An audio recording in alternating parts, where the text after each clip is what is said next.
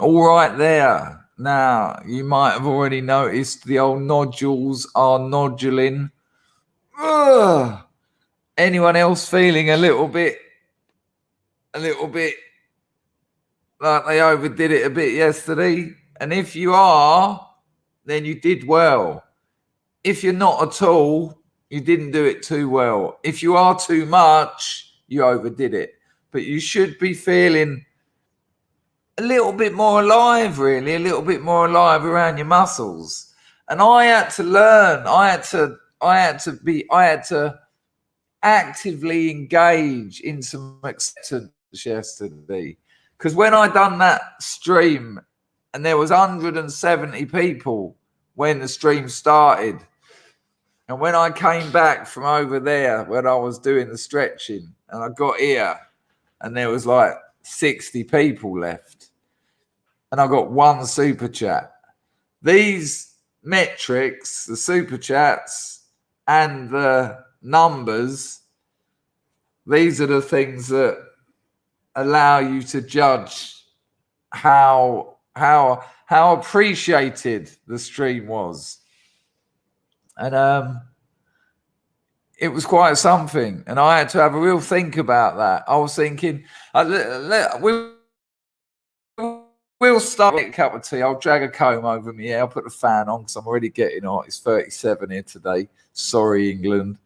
I don't mean to say that to rub it in. It's equally hard work in 37, believe me. But I often talk about acceptance. And there's a thing when you do stand-up comedy that you learn very early on, and you have to overcome it. Like, you can be playing in the room of 200 people. 200 people is a good gig for a jobbing comic. You know, we're not all Louis C.K. We're not all Chris Rock. We don't all get to do stadiums. A sold-out 200-seater is a good room. And you do your hour set, and you know you're getting the rolling laughter. That's what all comics want. They want the roll laughter. We're still laughing at the previous, dare I say, joke. I never really told jokes. I'm a raconteur, but where they're laughing at the last denouement, as you're still telling the next one. Oh, and there's the right on time. And that's what you want, that rolling laughter, and you're getting it, and you're smashing it is the words. And did your gig go like, Chris? Oh, smashed it, man, smashed it. Now you've got this room of 200 people, and you've got rolling laughter. You've got rolling laughter. The press come up to you afterwards for a few lines, meaning they're going to do a review for you, and they're all buzzing, so you know it's going to be a good review. And it's always nice to have press in when you're a comic. Well, sometimes it turns out to have been the worst possible things to have happened. But you know, when they're clearly excited and they say things to you like, you know, how does it feel to have a room like that? And you're like, well, it's what it's all about, darling. But I'm sorry about that noise, people. I'm not going to say another word about it. We'll just have to crack on. But there's one geezer, 8 rows back. And while everyone else is doing the rolling laughter, they're doing the applause. Applause is another one. If you can get, especially when you don't tell jokes, especially when you're a raconteur, to get the old crowd applauding is a special moment. And you know you're having it off. But you've got that one geezer in row 7. He's got no friends with him. He's on his own. And he's going like this. For the whole damn show. He's like this.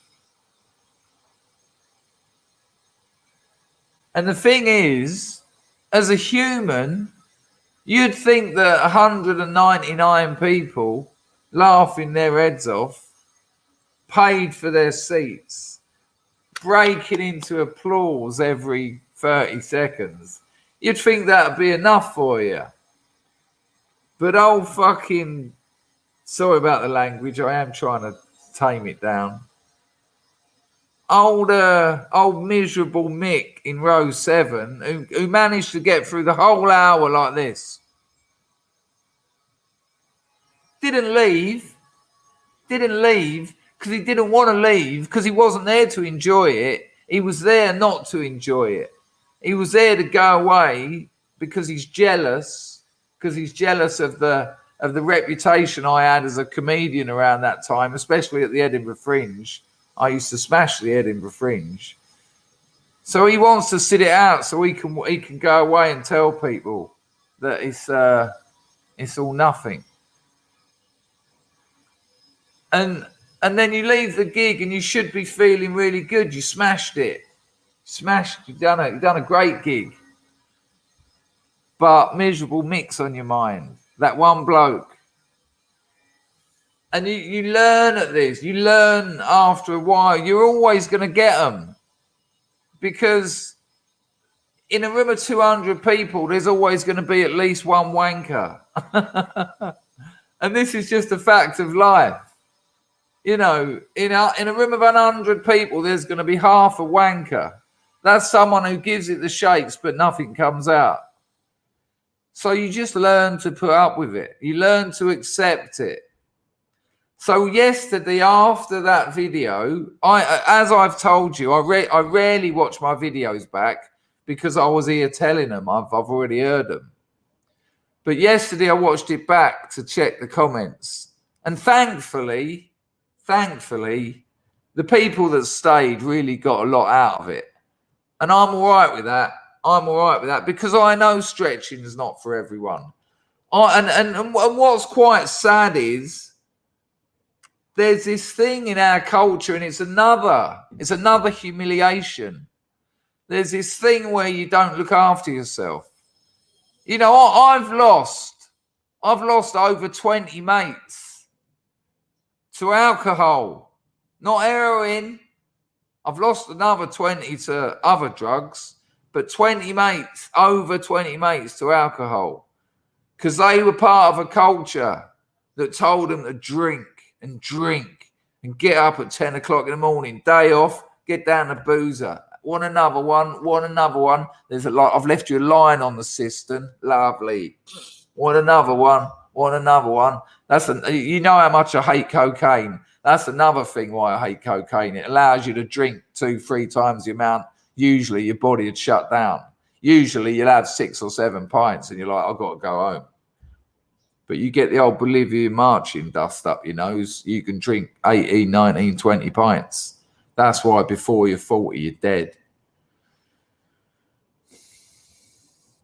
So acceptance. So to see that a lot of people actually enjoyed opening up some ligaments, some people actually enjoyed moving about a bit. Even the likes. There you go, look. There you go. My point made. Now, even though it may well be a joke, point made. I can remember being down at Canberra Sands about 3 months after Leah Betts died, and people were selling T-shirts, and it was Leah Betts.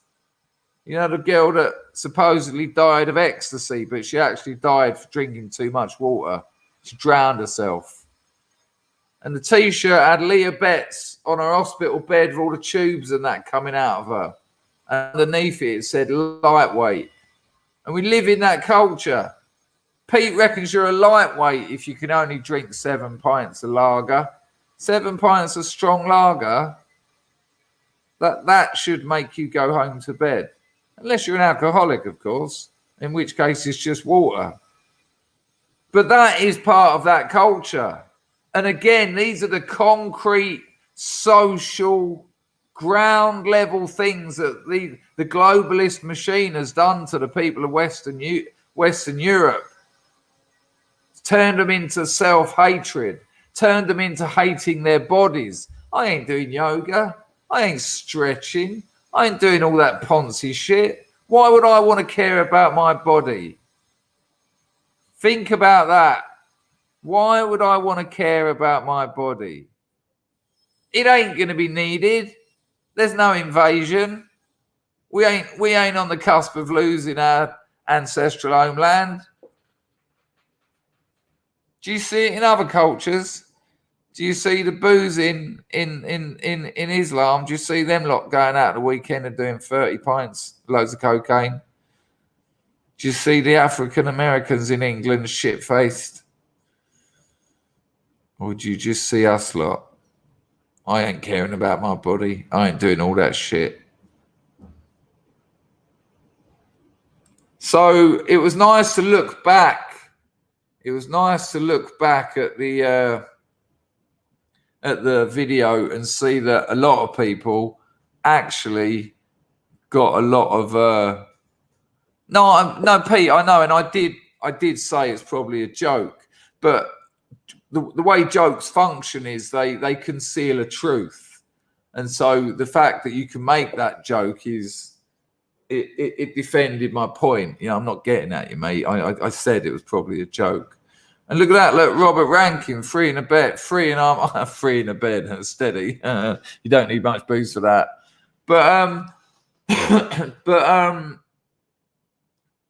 you know, get yourself a gram of Coke and you'll drink 15 pints. That's not a suggestion, by the way. I'm making a point. However, I accepted that. I understand that we have a broken culture. I understand that we are broken people. And I understand the idea of looking after your body doesn't appeal to everyone.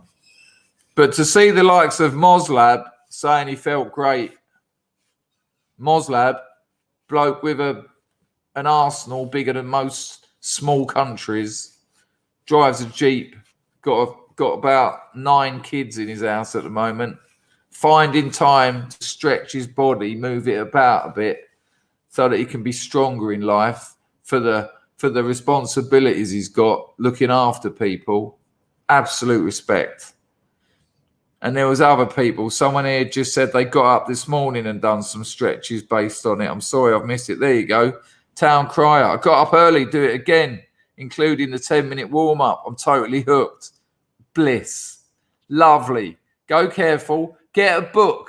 Get a book called Light on Yoga. You'll be able to get it for free on the internet. Light on Yoga. Ideally, you'll be able to find a class. I would try and find a class. And because yoga is social distanced, they're still running. And if you are hooked, get a class. Oh, darling, I'm up in the 30s. I'm up in the 40s. It's you know, there's many ways to there's many ways to kill people, and there's many ways of having wars, and we're all over it. I did not see Josh on Patriotic Talk, but I have got a video of Josh that we're going to see this morning. Why did he slag me off? Tell me whether Josh said nothing about me, something horrible about me, or something good about me. Can someone help us quickly? Did he say something horrible about me, something good about me, or nothing about me? Because I've got a video of his racked up, and I ain't going to show it if he slagged me off.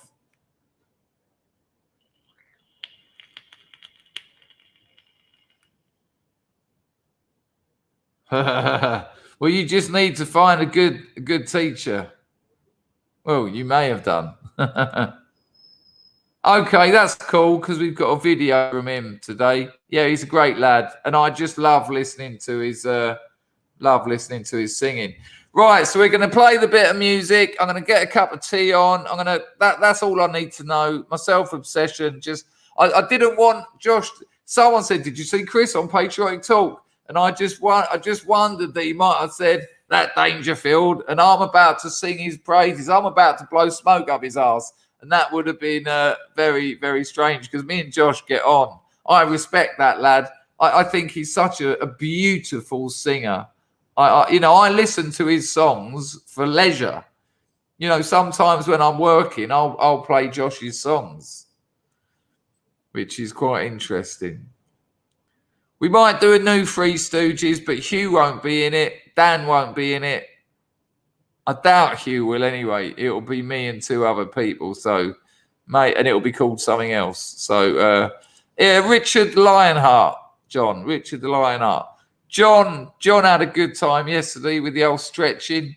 Yeah, and I've never pretended to be a yoga teacher. I just do a little bit of advanced stretching. Right, so we're going to play the little bit of music, get the grift on. I'm skint. And then we're going to... we've got loads of videos. We've got a lot to talk about. This is going to be a good stream. I'm really looking forward to this. Oh, bollocks, I forgot. Hello, Campbell. Nice to see you, me old mate. Hello, Zen, me old mucker. How are you, son? The old nodules are already calling in. I need a cup of tea, don't I, or something? I'll see you in 2 minutes. Or maybe 3. It could be uno.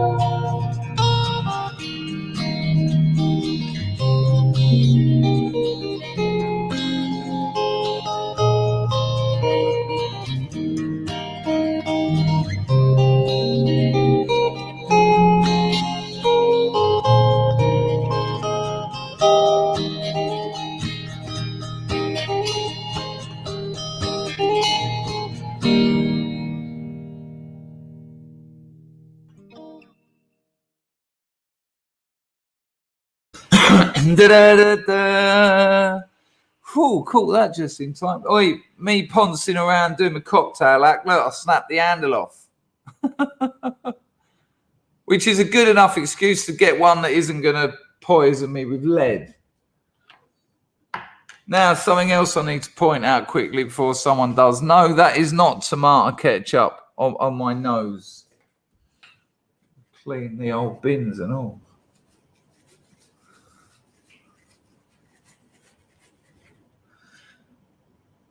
So after the stream last night, I had about 4 hours work to do. Do you remember I was saying I've got about 4 hours work to do?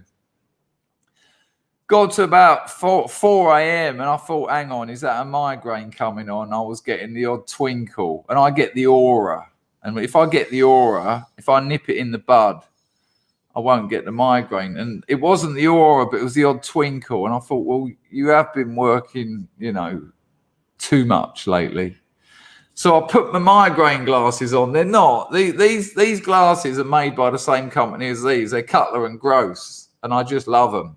So when I've got a migraine coming on, I put these on. And then I fell asleep in them. And I woke up with them like that. And look what they've done to my nose. Can you see it? Can you see it? Or is it? I don't know if you can see it. It looks like there's a smear of red ketchup. Luckily, it didn't look so bad on there, but yeah, they're nasty things, man. They're nasty things. Good Lord! Nice one, Alan. Morning, my friend. Off work today. Snowstorm in Kentucky. Well, you make the most of it. And by the most of it, I mean sit yourself down, cup of tea, feet up, and enjoy the show. Thanks for the donation. That's absolutely wonderful. I'll get the old entropy sorted out now. Yeah, because that's been a doddle recently. Oh, here we go. Looks all right, though. I've got to get a new phone again, but luckily it's for work. So it won't be an iPhone 7 like I've been living on for the last century. I need it for making videos, close-ups as well. Oh, 4 cameras, you say?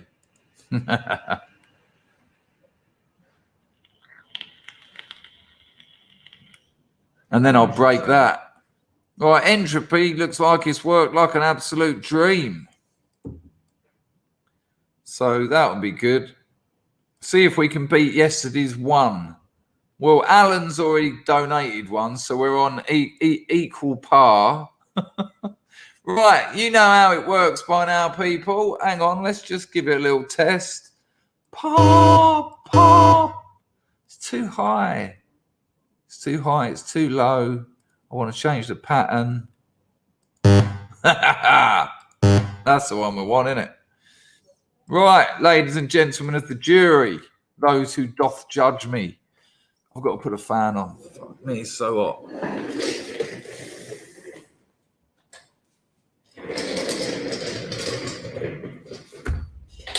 Ladies and gentlemen of the jury, and under 18s, you shouldn't be here.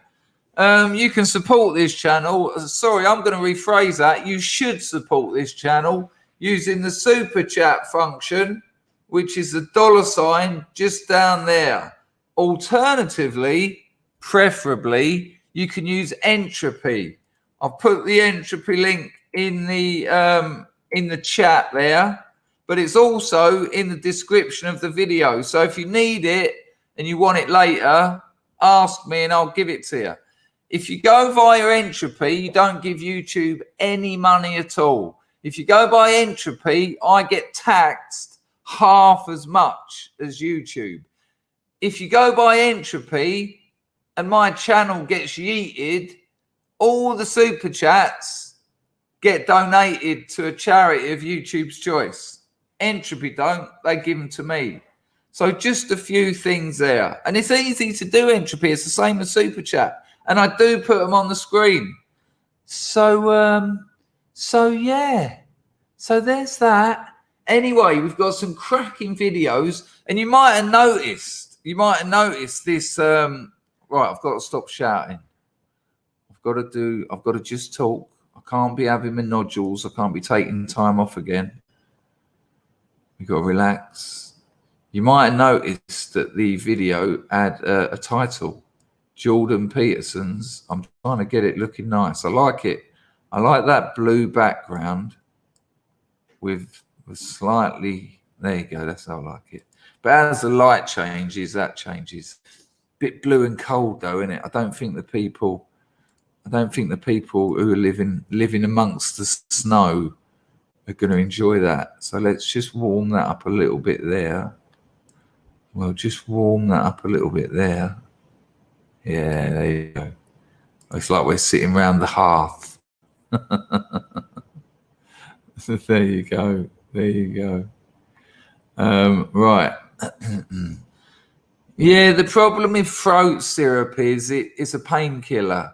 And a painkiller will kill the pain. And then you carry on as if you haven't got a sickness or an illness. And then when you stop taking the painkiller, you've done yourself more damage. Here's an example. You've sprained your ankle. So you take a load of codeine. Now you've taken a load of codeine, you can walk on it because it's a painkiller. But you sprained your ankle, you shouldn't be walking on it, you should be resting on it. And so when you stop taking the codeine, you've done your ankle all manner of damage. So I'm a bit, I mean, this is going to be a bit weird coming from me, but I'm a bit weird about taking painkillers for anything but leisure. I'm not suggesting it isn't natural, but do you see my point, Zen? Unless it's an anti-inflammatory, but even then, if your body's hurting, it's telling you to change your behavior. My throat is hurting. I've got to stop shouting. That's the response. And why you haven't got a YouTube channel yet, Mr. Maverick, I don't know, because you are absolutely on the money. You're consistently funny comments. Is it Pancake Day today? Shrove Tuesday?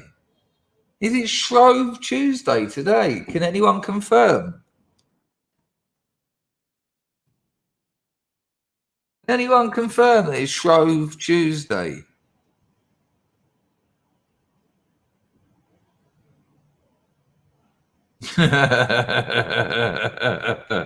I didn't want to say it.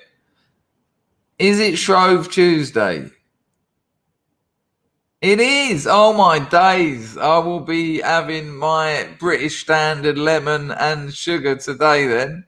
Well, for the people who don't know what Shrove Tuesday is, let's have a little look at a video. Now I haven't managed to find, I haven't seen any of these. I don't want one that's too millennial, but we'll have a little look. Let's try this one. He looks like a bit of a mug, but we'll give it a go.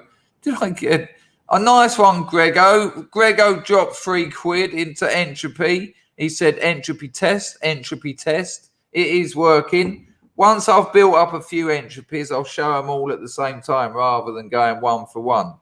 So for those of you who don't, I've got to stop shouting. For those of you who don't know what Shrove Tuesday is, aka Pancake Day, you're about to find out. I hope it ain't some mug. I've just tried to find a short video that will give you the background, the true darkness of Europe. And I think that's what's going to save Europe, by the way. The true darkness. Nice one, Chrissy. I will show that shortly. So here we go. Let's have a look at this. I hope he's all right. It gets called Pancake Day. It gets called... He's got a touch of the millennial about him, but maybe he knows his stuff, and that's all right. Let's turn him down a bit. All right, here we go. Shrove Tuesday. It gets called Pancake Day. It gets called Shrove Tuesday, Mardi Gras, Fat Tuesday. But what is it all about? And why do we eat so many pancakes? I'm going to tell you why right here, right now. But first, I'm going to eat mine.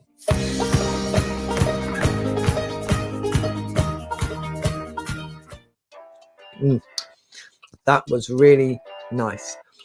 Today, we are celebrating Shrove Tuesday, popularly known as Pancake Day. It's actually been around for over 1,000 years, and it's come about because of a necessity. It is a day of preparation for us as Christians. Tomorrow is Ash Wednesday. Shrove Tuesday always comes before Ash Wednesday, when we enter the period of Lent where we give things up.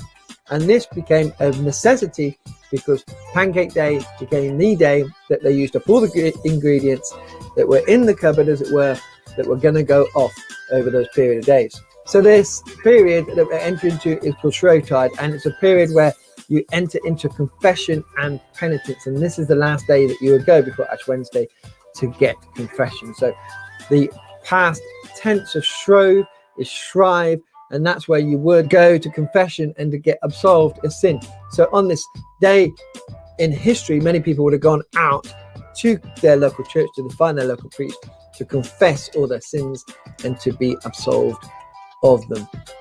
An ancient practice that's really not done too much in the Church of England today, because we recognize that all our sin was redeemed on the cross through Jesus Christ. But this is something that was done in the past, and it's something that actually we can recognize as we go into Lent, what Christ did on the cross for us. So some of these food things would have gone off over the period of Lent, but some would have been restricted, such as sugar and things like that. And so what they would have done is got their flour, sugar and eggs, and you can see these are the ingredients to make pancakes, and pancakes were the easiest thing to make and to use up on that last day. So that's why we kept Pancake Day. But today, Pancake Day is a very secular day in that sense, and people carry on just eating what they want, whereas many Christians will start giving things up for Lent. And in fact, now they start doing things for Lent rather than giving things up. They start doing acts of kindness, and 40 acts is an amazing thing that's out there, that people are doing acts of kindness every day and showing Christ's love. So that's Pancake Day. Actually, it's a Christian thing that's been recognized for over 1,000 years, where we go into a period of Lent where today we go and confess our sins in the olden times and get them solved, and we'd use all the foods that we were going to give it up over the Lenten period, or that we were going to go off, and the easiest thing was to make pancakes. But it's a preparation to go into this period of Lent, starting with Ash Wednesday tomorrow. So check out that video. Could not have had a better result. What a perfect video, because that's what I wanted. This is our culture. So our culture has been slowly moved out, because culture's got to be inclusive, you know. No, it hasn't. Culture's exclusive. It's Pancake Day. It's Christian. It's us. It's not you. You're not meant to be involved. It's our way of saying we are these people and you are not. I did get that entropy Kit Kat Murphy. I will read that out later. Excuse me for the little burp. And I did get that one, Top Cat. Much appreciated. We'll look at all those in a bit. Lovely, lovely. Dawn Browning says, thanks, Linda, for the reminder. I'm harvesting, and Master Ben is making an M car out of our old ride on a mower. Short 18-second vid on my channel. I haven't got a clue what any of that means. That's classic Dawn Browning cryptic nonsense. But I'm sure someone knows what the hell that is. Probably only for the Antipodeans. You know, they say England and America are two nations separated by the same language. Well, England and Australia are two nations separated by a different language. But thank you very much, Dawn. I hope our I hope our centipede cousins enjoyed that, and I'm glad that Dawn has thanked Linda. A nice one, Dawny Dawn. Lovely to see you as well. That geezer got it spot on. Pancake Day is it's a Christian festival, and you know, like I've told you countless times, out here in Cambodia, they are doing Buddhist festivals every other week. They do them every other week. There's a Buddhist festival. It's exclusive. I'm not allowed to join in. I can turn up, but I can't put the paint on my head. I can't do certain things. There's bits they'll let you do, enough to let you to show you. The bits they let you do actually show you that you're not part of it. And in England, no, culture is it's exclusive. It's got to be inclusive. Thank you for disarming us. Thank you once again for removing the weapons of our culture from us. I notice you haven't done it to any of the other peoples in our lands, but you know, fuck us.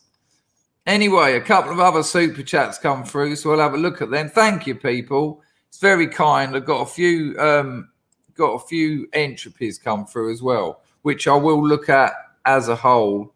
We done Browning's cryptic crossword one. Alan just came in. Where's Alan's one? Alan said, this is 3. Where are my farts? Alan, you've been here long enough and you're a high-ranking enough scrub to know it's a farton. I'm going to let you get away with it this time, and I'm going to provide the aforementioned fartons. But, you know, just remember, here we go. Okay? We all right now? We still friends? And we also had, which is rather lovely, Hans. My boy Hans came through. Watching tennis. Serena Williams flexing his...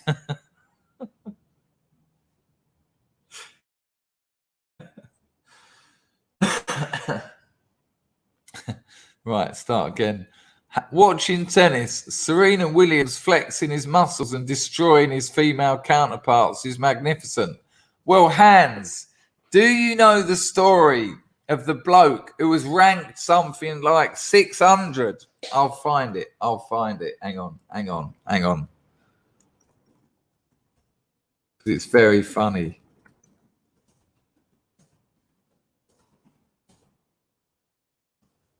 Because there's a couple of little bits. Right, here we go. Let me see if I've got the right one. Hang on. Hang on.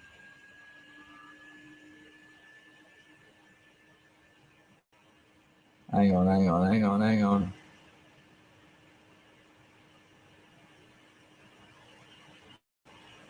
on. What the hell is this? That ain't what I was looking for. Sometimes Google, for all their mouth, they're fucking useless. 1 second, people. This is really worth a look. Thank you, Hans, for that as well. Hello, Rose. Thank you very much. Lent challenge, anyone? I wouldn't know what a Lent challenge was. What is that? What's a Lent challenge? Not eating anything. You're joking, and I've lost about 6 kilos in the last week. I was having trouble getting into my suit, so my girlfriend was cracking up. And I said, well, you can laugh. I said, I shed kilos. I can shed kilos in a week. And she was like, oh, yeah, I've done it. I don't know why. I've always had it.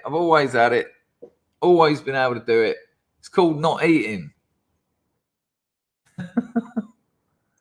And doing loads of work. Right, hang on.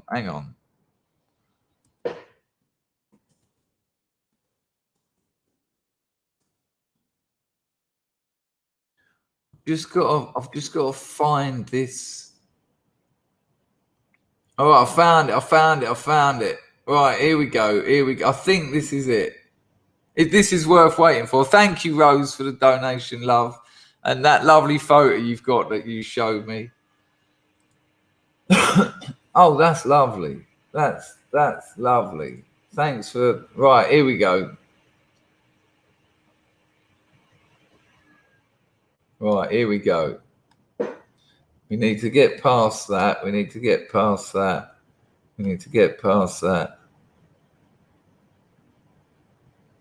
Right, hang on. Right, here we go. So there's been a few instances where men have played women at tennis to prove that men are stronger, have got faster, stronger, fitter, are better at tennis at that level, right? And so they've given plenty of examples. Riggs versus King. You've got the Mother's Day Massacre was another one. Blah blah blah. And then here's the one I want you to see, because there's a really funny bit that isn't in here, but it would be funny. Hang on.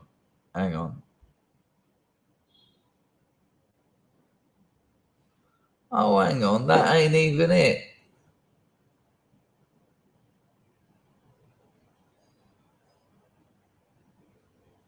Oh, yeah, no, this is it. Right, check this out. So the old Williams sisters, the super women of the world, number 203. That's his ranking, right? This geezer was ranked 203 in the world. Oh, it looks like I missed another super chat. What happened there? Sorry, that was Rose's.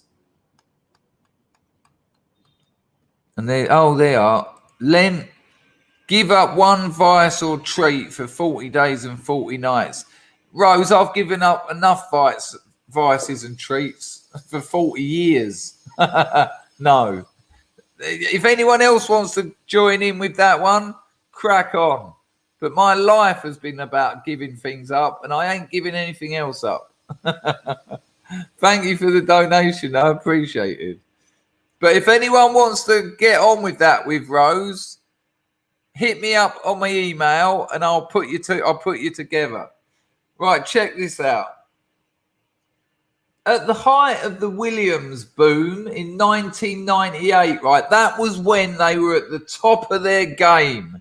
That was when those two brothers were just smashing tennis, right?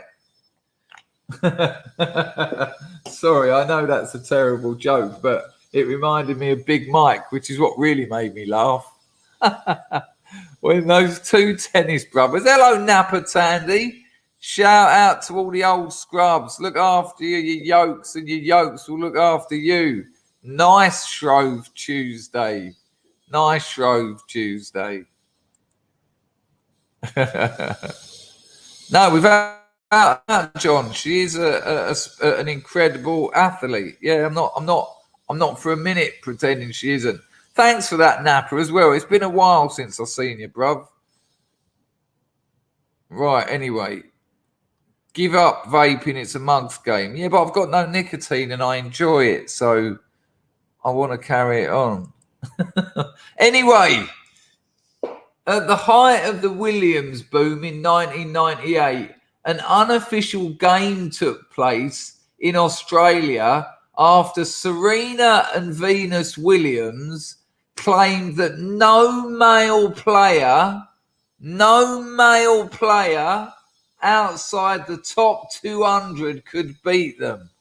I mean, that's a fucking pretty wide girth, isn't it?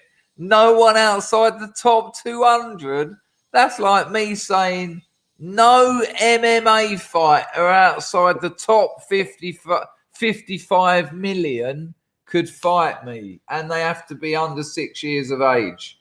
Anyway, up stepped a German known as Carsten Brasch, who was ranked 203rd in the world. And after first beating Serena 6-1, he then disposed of Venus 6-2. I didn't know it would be that difficult. I played shots that would have been winners on the women's circuit, but he got them very easily, said Serena. They wouldn't have had a chance against anyone inside the top 500 because today I played like someone ranked 600 to keep it fun, was Brash's statement. So he basically says he played like someone who was ranked 600 to keep it fun. Now, what I couldn't find, which isn't in that article, in between those two games, he had 3 pints of beer. Yeah, if you don't believe me, look it up. That Carsten Brasch, after beating Serena 6-1 and realising how easy it was, while she was out the back limbering up and doing her stretches, he had 3 pints of beer and then came back on and beat Venus 6-2. Can you imagine? Can you imagine the breakdown of feminism on that day? It must have been absolutely incredible. Oh, that's interesting. We'll have to see if any of it's there. Hang on, let's see if we can find it. Hang on. Can anyone remember his name? I've already forgotten. Carsten Brasch or something? Oh, I think I've got it. Carsten Brasch. Great pronunciation. Video. We want video. Nah, they were clever enough. To keep this stuff out of the. Oh, hang on. There is a video, but it says my browser can't play it. How the fuck do you know? Hang on.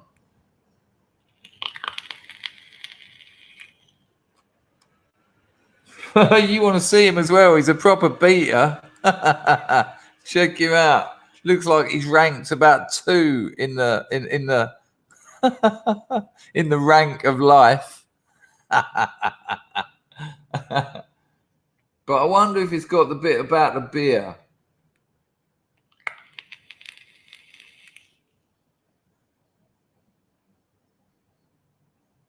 No, there's nothing about the beer. I'll have one more look, see if we can find a bit of footage.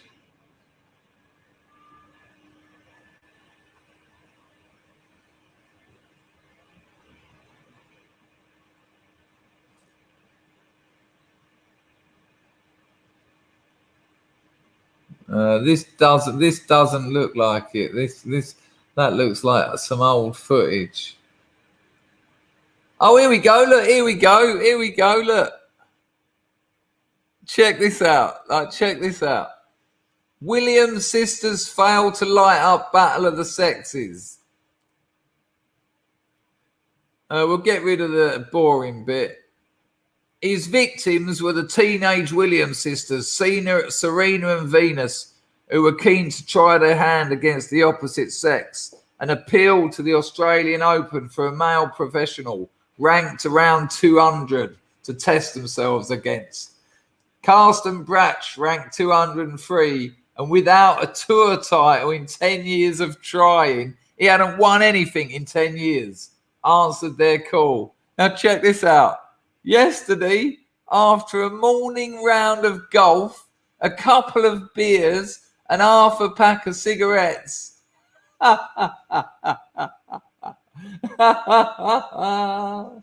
he met the self-styled future of the women's game and won 6-1 against Serena and 6-2 against Venus. If I was a couple of years older, I might have done some serious damage, laughed Serena, older. Yeah. Make your excuses. You called it. You called it because you wanted to show that you had it. And guess what? You didn't. Now, this isn't me picking on Serena or Venus Williams. They are machines. They are athletic tennis playing machines. Without a doubt. Without a doubt. And their achievements in the female game is just incredible. I mean, I find tennis dull as fuck, but I am man enough to recognize that. But I am also honest enough and intelligent enough to know that you don't stand a chance. You do not stand a chance. And he absolutely smashed the, dare I say, fanny off him. Oh, good Lord, that would have been a funny old thing to watch. Hello, Tech Roach, you cheeky monster. Let me have a little drink.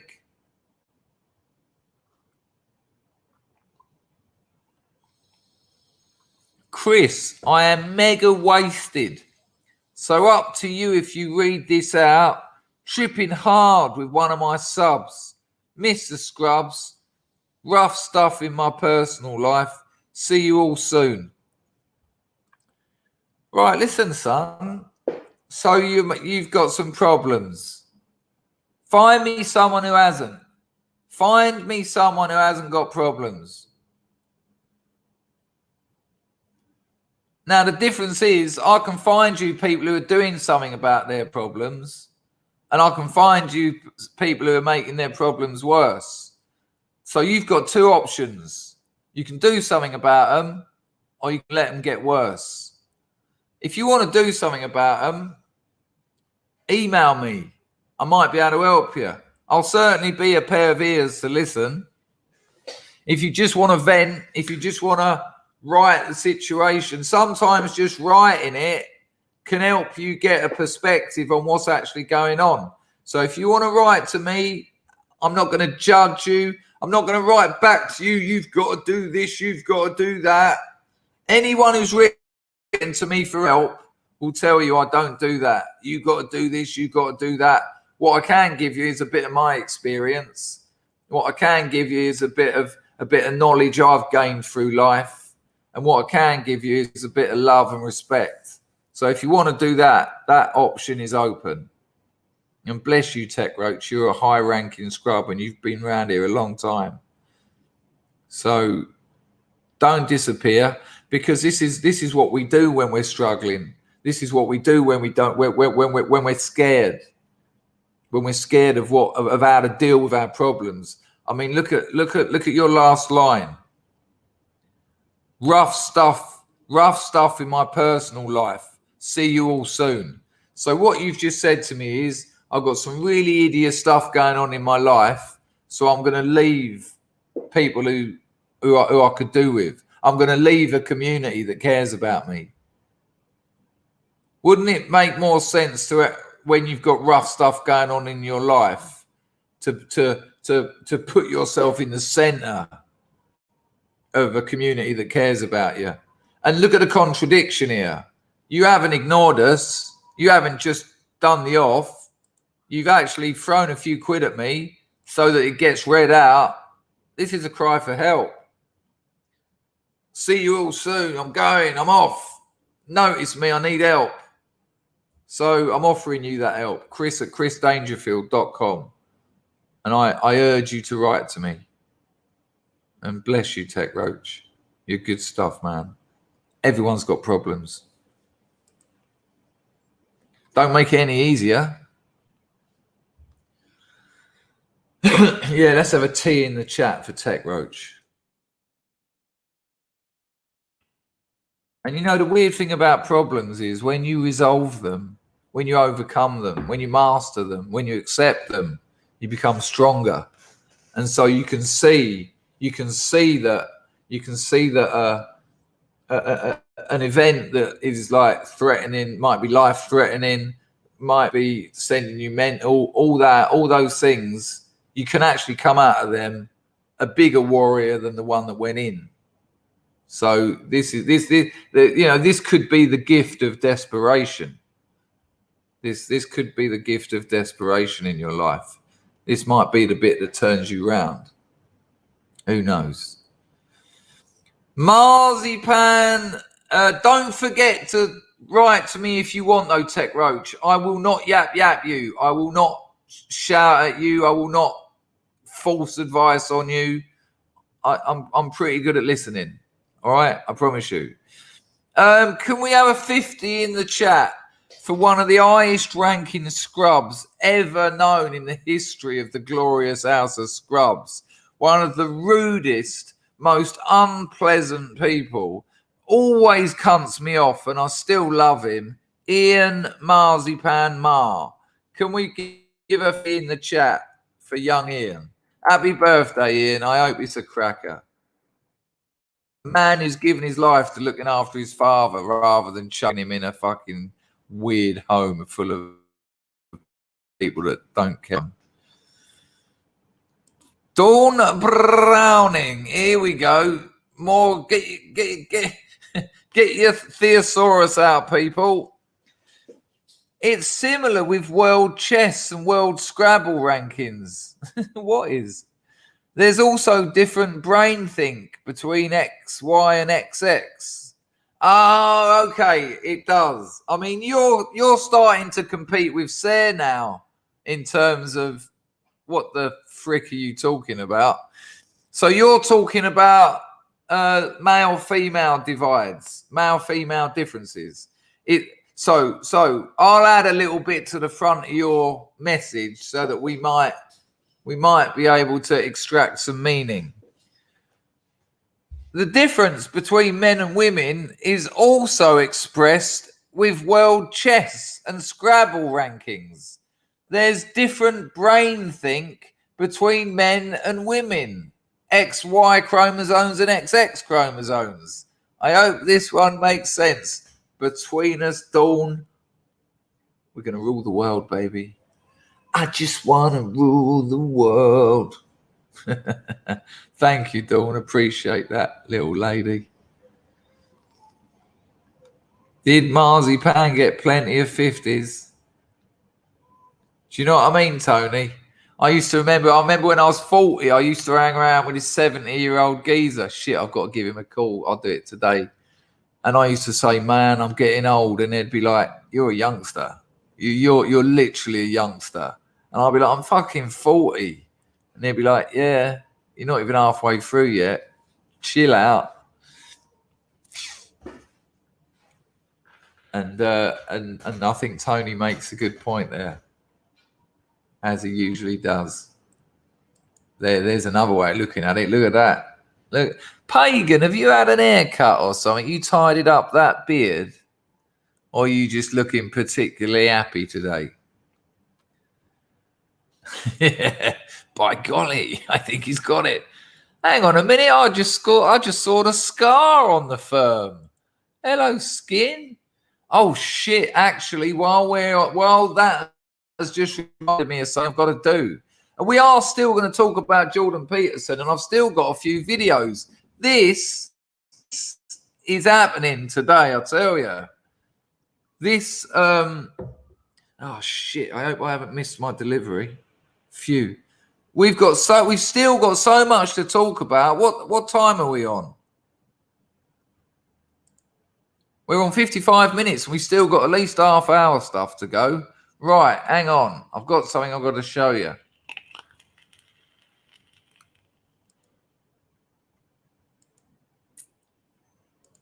Hang on, what's this?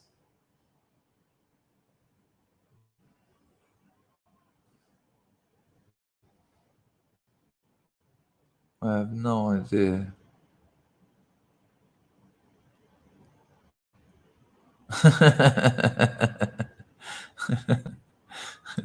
Anyway, sorry, I'm just laughing at the email I sent to Rachel. Right, I've got to do something. Right, it would look like I am going to be on Ed Dutton's show, 7 p.m. UK time. No, I do not think so. I am not starting a show at 4 o'clock in the morning. No. It looks like it'll be a Thursday, but nah, sorry, Ed. Can't do that. That's not what I'm looking for. I've got something that we need to do.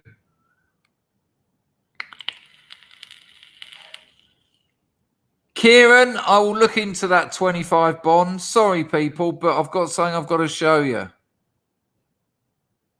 And it's really important to someone, and I think that's here we go. Got it. I've got it. Right, hang on, people. Hang on. This is important. So I want to do this justice.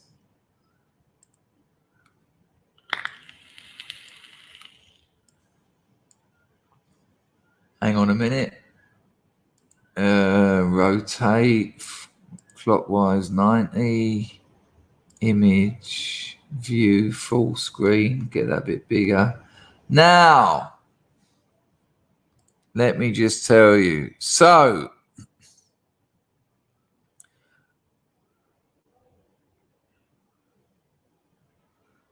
hang on a minute. Where was it?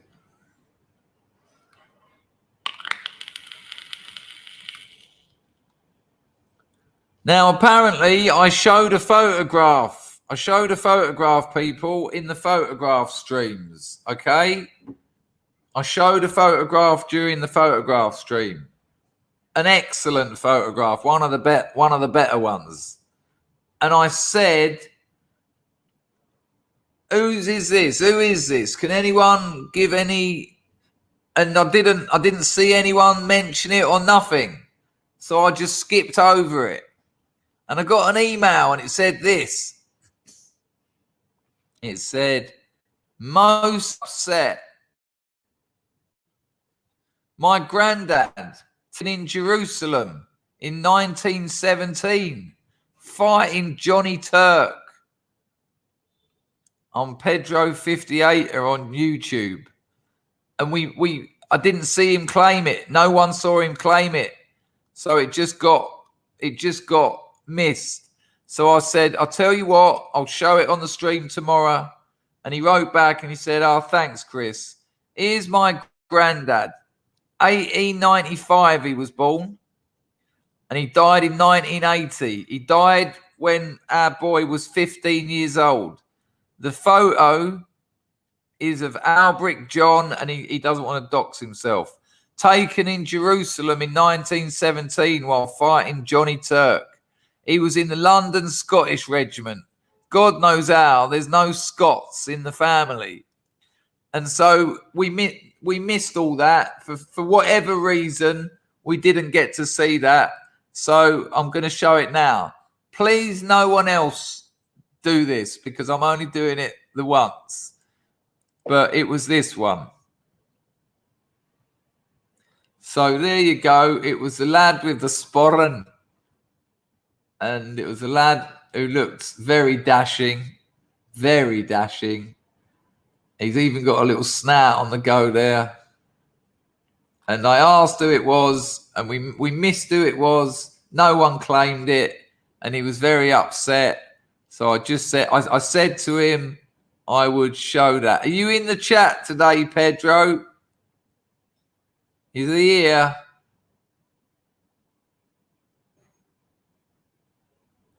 Is he in here? Oh, I hope he's in here, or he's going to be proper pissed.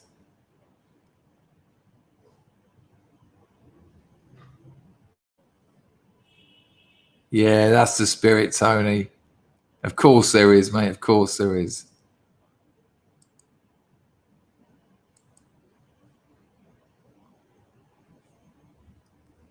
Is that you, Pete? Is that you? Are you the Pete? Who this geezer is yours? Yeah.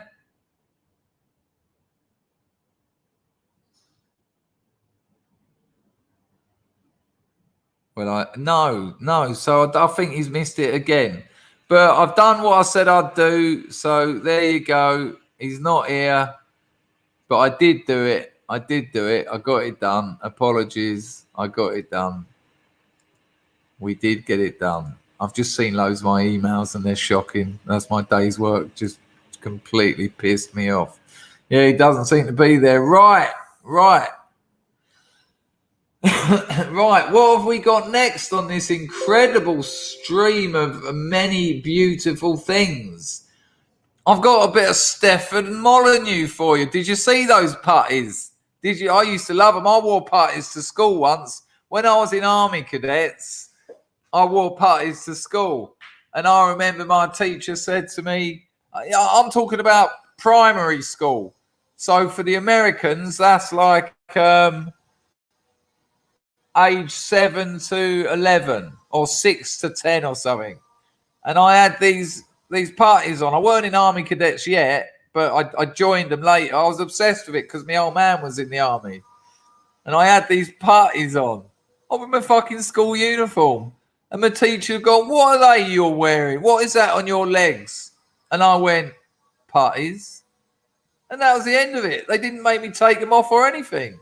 I was allowed to wear my parties all day at school. Yeah, no, if anyone sees him, let him know it was here. Oh, he's over on Twitcheroony, which I forgot to fucking language, which I forgot to change again. Where is he? I bet he's fuming over there, going, I'm here. Where is he? Where is he? I can't see any Pete over there.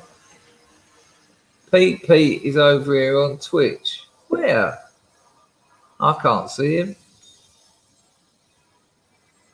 Well, I can't see him, Rags. I don't know what's going on. Some kind of madness. Maybe I just need to update my page.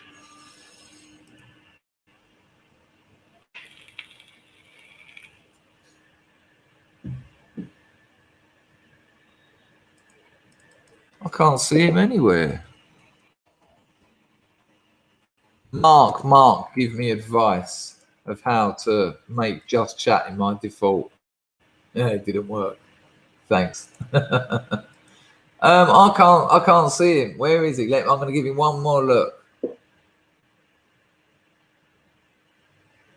I can't see him. Shut up, you. Where is he? He ain't over here. He ain't over here today. So he was there, but now he ain't there. What is going on? Anyone just turned up. It ain't always like this. 90% of the time it is, though. Right, you know, Rags. Always nice to get a couple of words in with you. Right, now, what have I got for you next? I'm going to show you a bit of Stefan Molyneux. Now, listen. How's the internet? Is it bad? Do you want me to try and put it on a different router? Because it says here that I've got one bar. Do you want me to put it on a different router? Would it look better?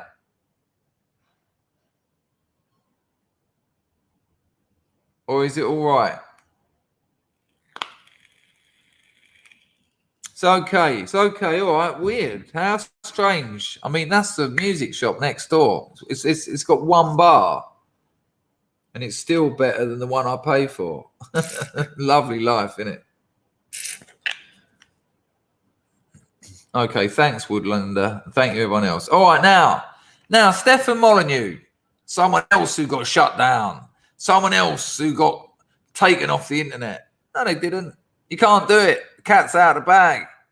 It's lovely. Alex Jones. No, Alex Jones puts content out every day. It's too late. I love it. Right. Now, I know everyone doesn't like Stefan Molyneux, but look, ask yourself this. I don't even like everything I say. It's madness. It's madness to think you're going to like everything someone says. It's madness to think that you're going to respect and appreciate every aspect of a person. You might not like the tone of their voice. You might not like the faces they pull when they talk. You might not like the way they use their hands when they're trying to make a point. But an idiot throws the baby out with the bathwater. Well, and someone who doesn't want a baby. But Stefan also says some very interesting stuff. Now, I'm going to show you about 3 minutes, which I know is a long time on internet time. And I want you to watch what he says, and I want you to understand the implications of this. Because when I saw this, I got chills, and they were multiplying. And now I'm losing control. Because the power that Molyneux was supplying was electrifying. So I want you. Thanks, love. It's all it can. I only need one, really, at the end of the day. Have all of you heard my cover of that? I've done a cover of that song. Would you like to hear it? At the end of this stream, I'll play it. I'll play us out with my cover of that song. Exactly. Why is Moslab on such form lately? It's all that damn yoga he's doing. Hang on, what's that? Hang on.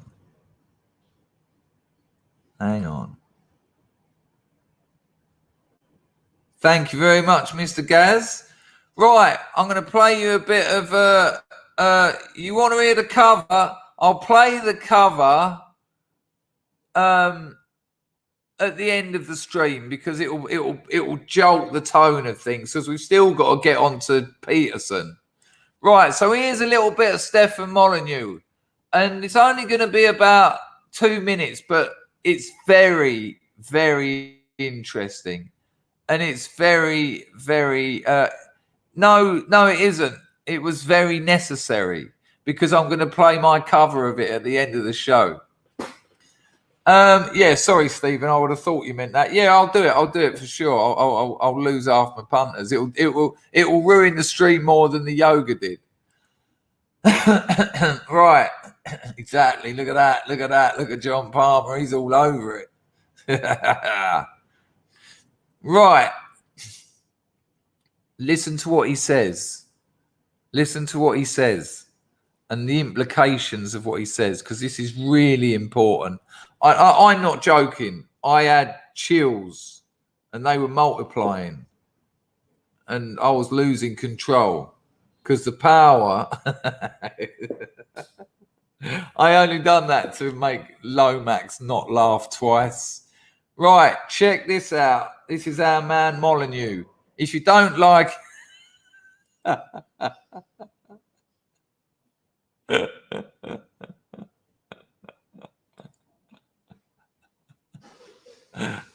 Right, here we go. I want you to just check this out because when I first heard it, I got chills and they were multiplying. Here we go. Here's Molyneux. Check it out and listen to what he says and consider the the consequences. Is that the word? Fuck knows.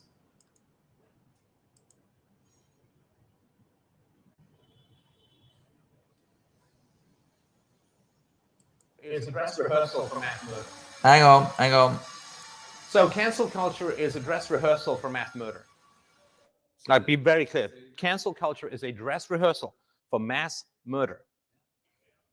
They're seeing if people can be disappeared from social media, and if people accept people being disappeared from social media, then they will accept people being disappeared from the world. When communists get into power, when socialists get into power, they kill us. No kidding, no fooling, and our families are lucky to get away.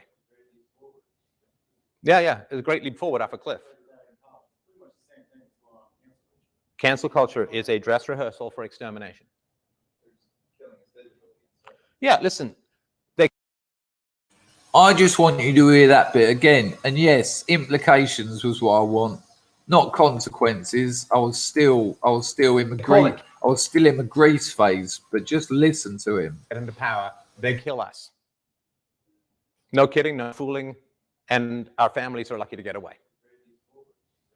Yeah, it's a great leap forward off a cliff. Cancel culture is a dress rehearsal for extermination. Yeah, listen, they call it character assassination because it's a rehearsal, right? It's a rehearsal. And the kind of lies that are told about me in the mainstream media, in Wikipedia and other places, are very specifically designed to get crazy people to target me in a violent manner. It's an incitement to violence, right? Because they portray me as such an evil person. That's the old, would you shoot Hitler if you, as a baby, whatever it is, right? So, yes, it is a sociopathic dress rehearsal for extermination.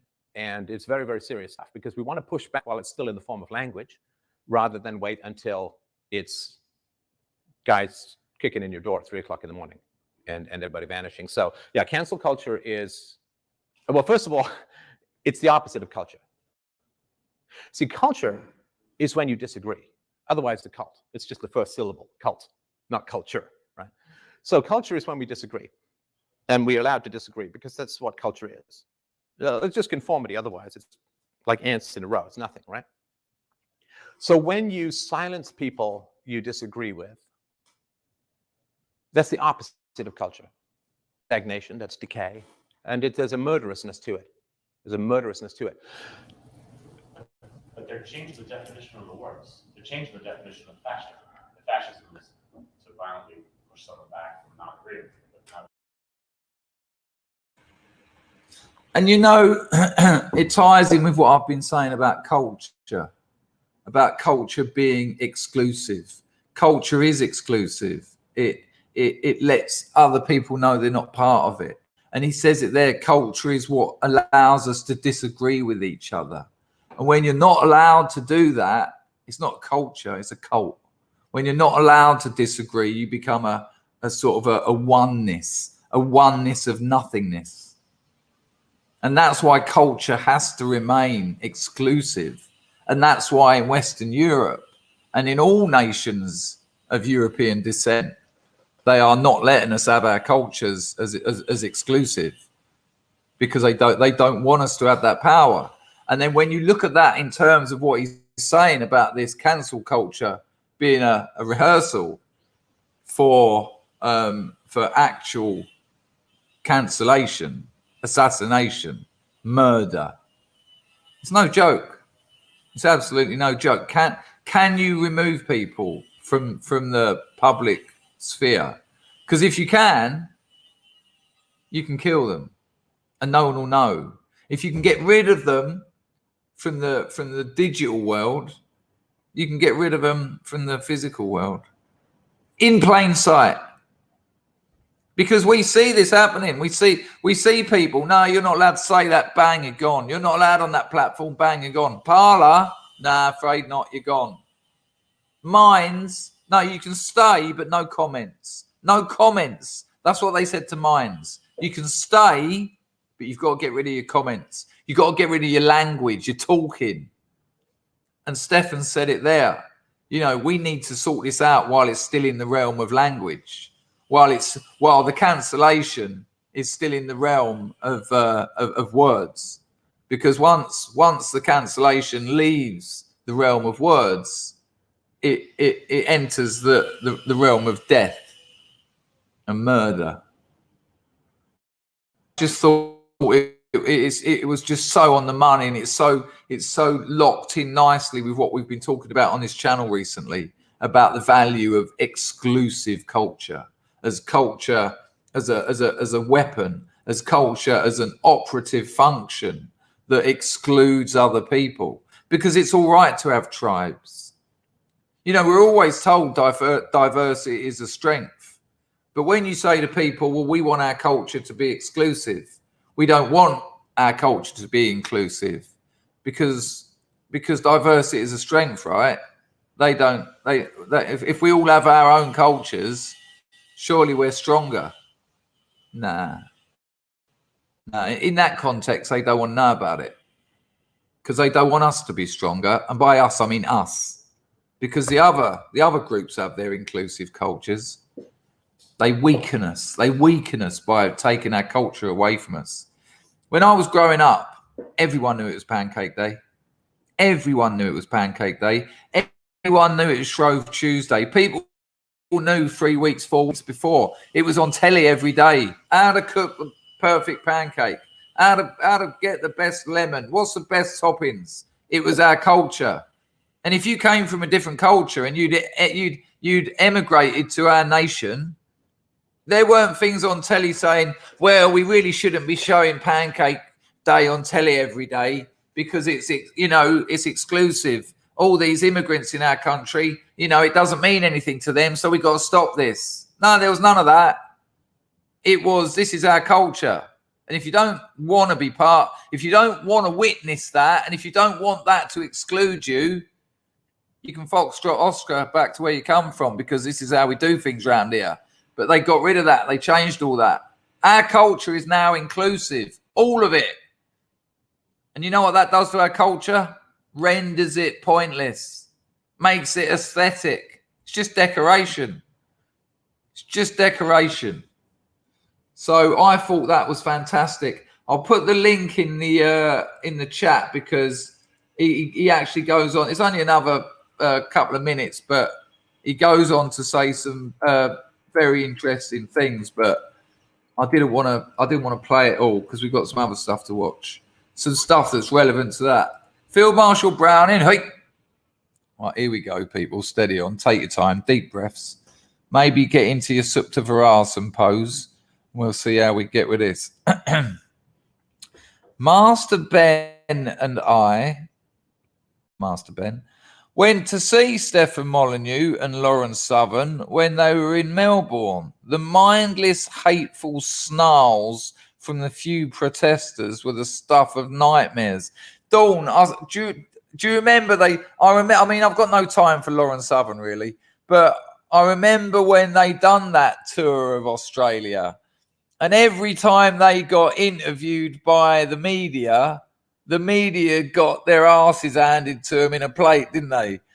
Molyneux, even Southern, I have to say at the time, was so their intellectual, they were such their intellectual, for fuck's sake, superior.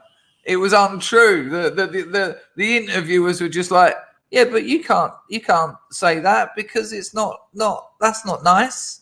And Molyneux was like, it's not meant to be nice. It's about life and death.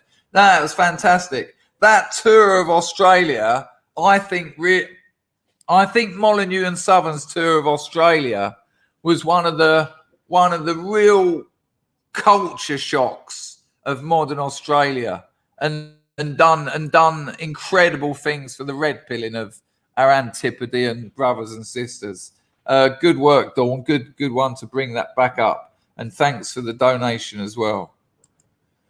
Right, we've got some entropies to look at. Right, now,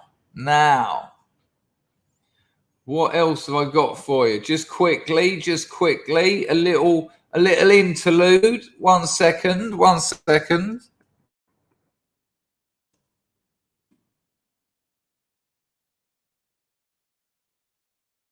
Now, seeing as it is Pancake Day, I'm not going to show you the whole video, but I will put the link in the chat. I will put the link in the chat, by the way. But don't forget, people, if you need any help, we've got a bit of this.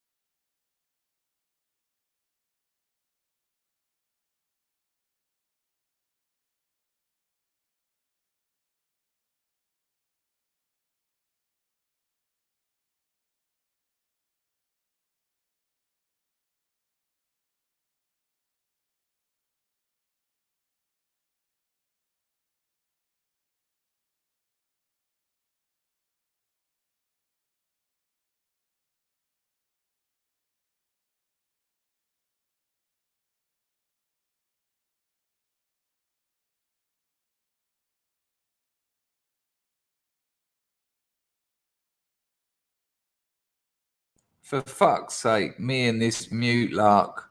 I'm going to talk to Entropy about this.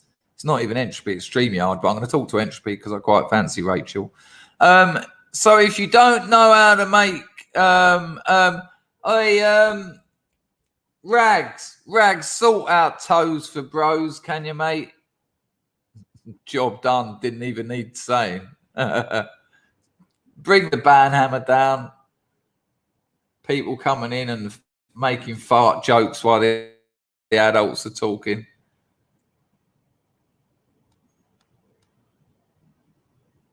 Oh, and he's even deleted all the messages. Lovely. There's the link to that video in the chat. So if you need to know how to good work rags, for people who don't know, that's Rags. Stephen O'Kane's Rags. It's another account he's got. So how to make the perfect pancake? You can do the Dangerfield method. You're going to need 1 egg, bit of flour, bit of oil, lemon, sugar. Bob's your uncle. It's British standard. So there you go. Hello, Plastic African. Hello, sir. Hello, sir. Lovely to see you. To see you, lovely. Exactly. Brought it down. I felt it vibrate the grounds in Cambodia. Right. So next thing we've got, we've done that one. We've done that one. Now, there was a bit of controversy because I said in my video how to make the perfect crepes, brackets, pancakes. Now, the crepes, pancakes thing is to do with the bicarb. One rises and one doesn't. And people were saying, why are you calling it crepes? We're English. Well, I did put bicarb in it, which made it raise, which makes it a pancake. So fuck off. Oh, come on, as if you can't make them. I bet you can make pancakes with one hand while you're... I'm not even going to go there. That was absolutely unpleasant and unnecessary. No, never fry your pancake in butter. Never. You need your pan to be so hot to make a proper pancake, and butter burns at such a low temperature. Never, ever cook pancakes in butter. No. You want to get your pan so it's almost smoking, and that's when you pour your batter in. 30 seconds one side, 30 seconds the other side. Bob's your uncle. Putting butter in it. Yeah, no, you can't fry things in butter. It burns at a too low temperature. Good Lord. Right. The last thing we're going to watch. Oh, no, it ain't. It ain't the last thing we're going to watch. Shit, what have I done with the... I'll be able to find it. Right. a little clip I grabbed from Mark Dice. It's only about half a minute long. CBSN talking to a geezer about the Senate acquitting the Donald Trump impeachment, which is an absolute. Look at that lovely yellow tang I've accrued. Look at that. I've been in Cambodia too long. I've finally got yellow fever. I've had it for years. No, don't use Jiffy lemon juice. Buy a fucking lemon. Jiffy lemon juice. Tell you what it's good for, cleaning your bath, which is also a product they make. I mean, for God's sake, who's going to use a lemon on their pancake from a company that makes bath cleaner and fake lemon juice? Good Lord. Buy a lemon. Fucking hell, man. The hell is going on with you people? Right, okay. I want you to watch this. It's about a minute long. Jiffy's lovely. Lemon juice is beautiful. Right, are you ready? Yeah, no, good call, good call, good call. I might have to ban History Bro instead. Yeah, don't get waxed lemons either. What's wax on your lemons? What the fuck? I ain't eating the skin anyway. And if I am eating the skin, which I do occasionally when I scrape a bit off to decorate something, I don't want wax on my cakes, thank you very much. Right, here we go. Ghee is good, but not so good for pancakes. Right. Oi, the boy Ed sending me erotic photographs. Now, people, I'm not going to give you the full context of that comment I just made, but I guarantee it is not what you're thinking. I've just put it on Ed there, and I'd like to take it back because in context, it's a very serious conversation. So apologies, Ed. The destruction of our communities in 50 plus years in the making. Yeah, without a doubt. Well, basically since the Second World War. The end of the Second World War was the end of European peoples. The European housewife has a lemon tree. It just gets better. I just wish you didn't have that housewife bit on your name. Because I'd be...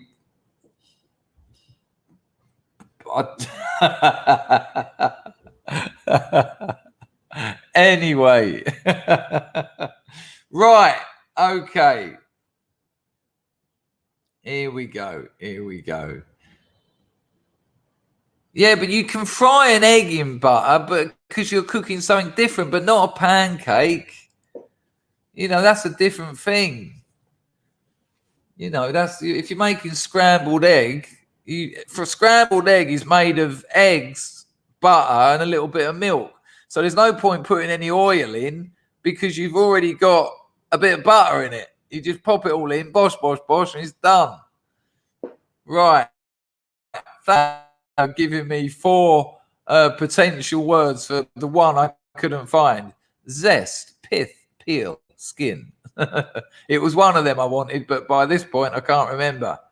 I'm really loving that orange. Do you remember I had that going on the other night? That full-on Terminator. Yeah. All right. I'll be back. Right, anyway. Oh, my God. Odan wants us to use bacon grease out of the grill to make our pancakes. Yeah, you're welcome to it. Dragon Mantis Shadow. I don't know what a Dragon Mantis is, but I'll take it. Hey, someone had to, didn't they? Right, here we go. Is that the same Dino with a new... I don't think it is. Right, yeah, we're on it. Here we go. Good Lord. Right, here we go. Have a little look at this. It's only about, you're going to get about a minute of it, all right? But it's very good. Some of you have probably seen it. Ed, thanks for that substantial donation as well, mate. Much appreciated. So like I said, the Senate acquitted Trump for the second time for this ridiculous impeachment. Turns out you can't impeach a bloke who isn't in office. However, when CBSN try and talk to this geezer about it, he ain't got time for him anymore. He's not playing their bullshit game. Right, hang on. Let's make sure we've got the audio working. I am actually going to write to them about this tonight. You shouldn't have to put the audio on because everyone wants the audio on. If anything, you should have the option of turning the audio off. Sorry to shout at you about that. Right, here we go. When I watch the news, I watch one station and it's raining. I watch another station at the same time and it's sunny. Your coverage is so slanted, it's got to stop. You got to live by your word. That's the problem. The media has to start living by the truth and not try to create a narrative. Michael Vanderveen, Yep. thank you for joining us. I do appreciate. Yep. Okay. I see you taking off your microphone now. The Democrats did this for increase censorship on social media.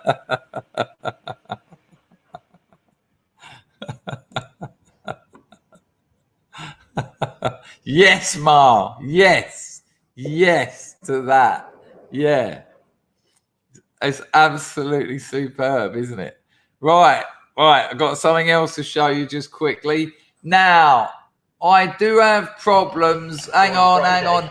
I do have problems getting my Telegram working. I'm going to give it a go, but it might not work. So I'll give it a go. This is Josh. This is Richard the Lionheart, whose music I listen to and whose music I adore.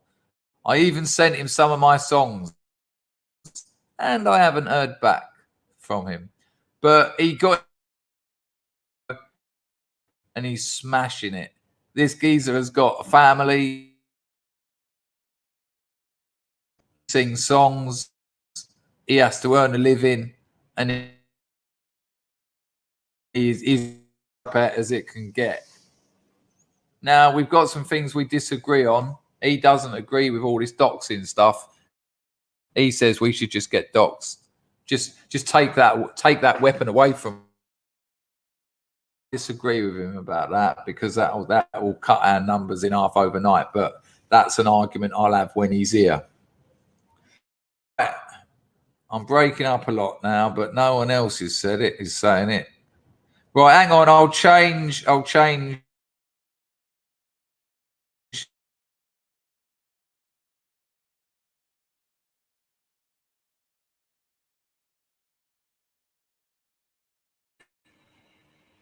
Right, any better? Is that any better?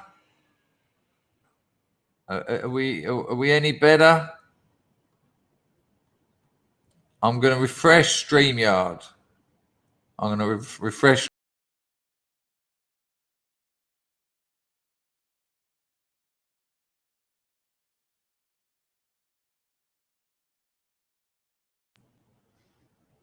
Is it better or is it worse?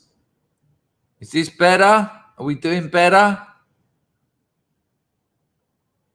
Hello, Windy. I need to talk to you later about making bread. Right, so we're better. But I do have a few problems with Telegram, but I want to show you this. This is Richard Lionheart, a.k.a. Josh, okay? I hope this bloody works because you really need to see this. Now, did I do the audio? I don't know. Let's try again.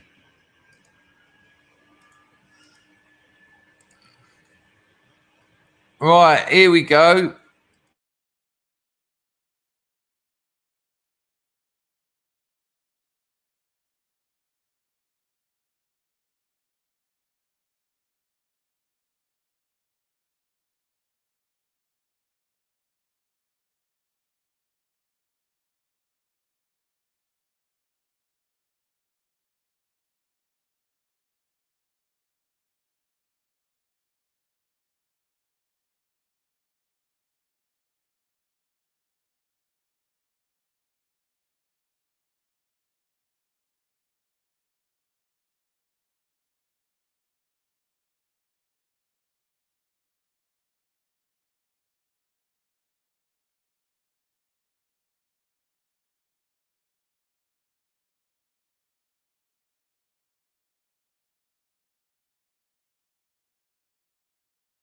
You can't hear that. No, that's not my fault. Right, what I'll do, I'll have it coming through the microphone, okay? So that's not my fault. I'll have it coming directly through the microphone. So I'll turn it up a bit. I'll cut some slack, people. It ain't always my fault. 99% of the time it's my fault, but I'll just go direct through the microphone. Here we go. So on Friday, Let me know you can hear with it. some friends, and we were apprehended by the police. They pulled us over, and they threatened us with a £800 fine, shouted at us for a bit. He said, he looked at me and he said, "It's your fault. It's people like you. This lockdown's lasting as long as it is, and it's so restrictive. It's because people like you. All the while, our government's got open borders. People are crammed in on construction sites. Foreigners all crammed together. Can't even read the COVID restriction sites. I've got a baby on the way and a 1-year-old at home, and I got no work. I was supposed to be back at work on the 5th of January because this lockdown's caused delays. My boss has had to downsize his company. The work's drying up. Millions of people across this country are losing their jobs, their businesses, their livelihoods. Depression on the rise. Suicide on the rise. Families being fractured. This government facilitating the demographic replacement of our people. And no one's doing anything about it. Sure, they talk about it, talk about the facts, and they're labelled as racists and bigots and extremists, Nazis. And for what? Our ancestors fought and died for this land. They bled for it and built this nation. Also, these people can come into our Houses of Parliament, belittle and undermine our culture, our society, and say that we're mongrels. We don't have a people. We have no culture. Well, what can we do? They want to threaten me financially. No more. No more. I've got no work. My country's lost. And it's time we fought back. So what can I do about it? I'm going to march from the southernmost point of England up to Hadrian's Wall, and I'm going to fly the flag of the White Dragon as a distress signal to all other Englishmen that it is our unity and our freedoms, the very freedoms that this government sought to take from us, that makes us English. I'm going up to Hadrian's Wall, 350 miles, and I'm going to plant that fucking flag.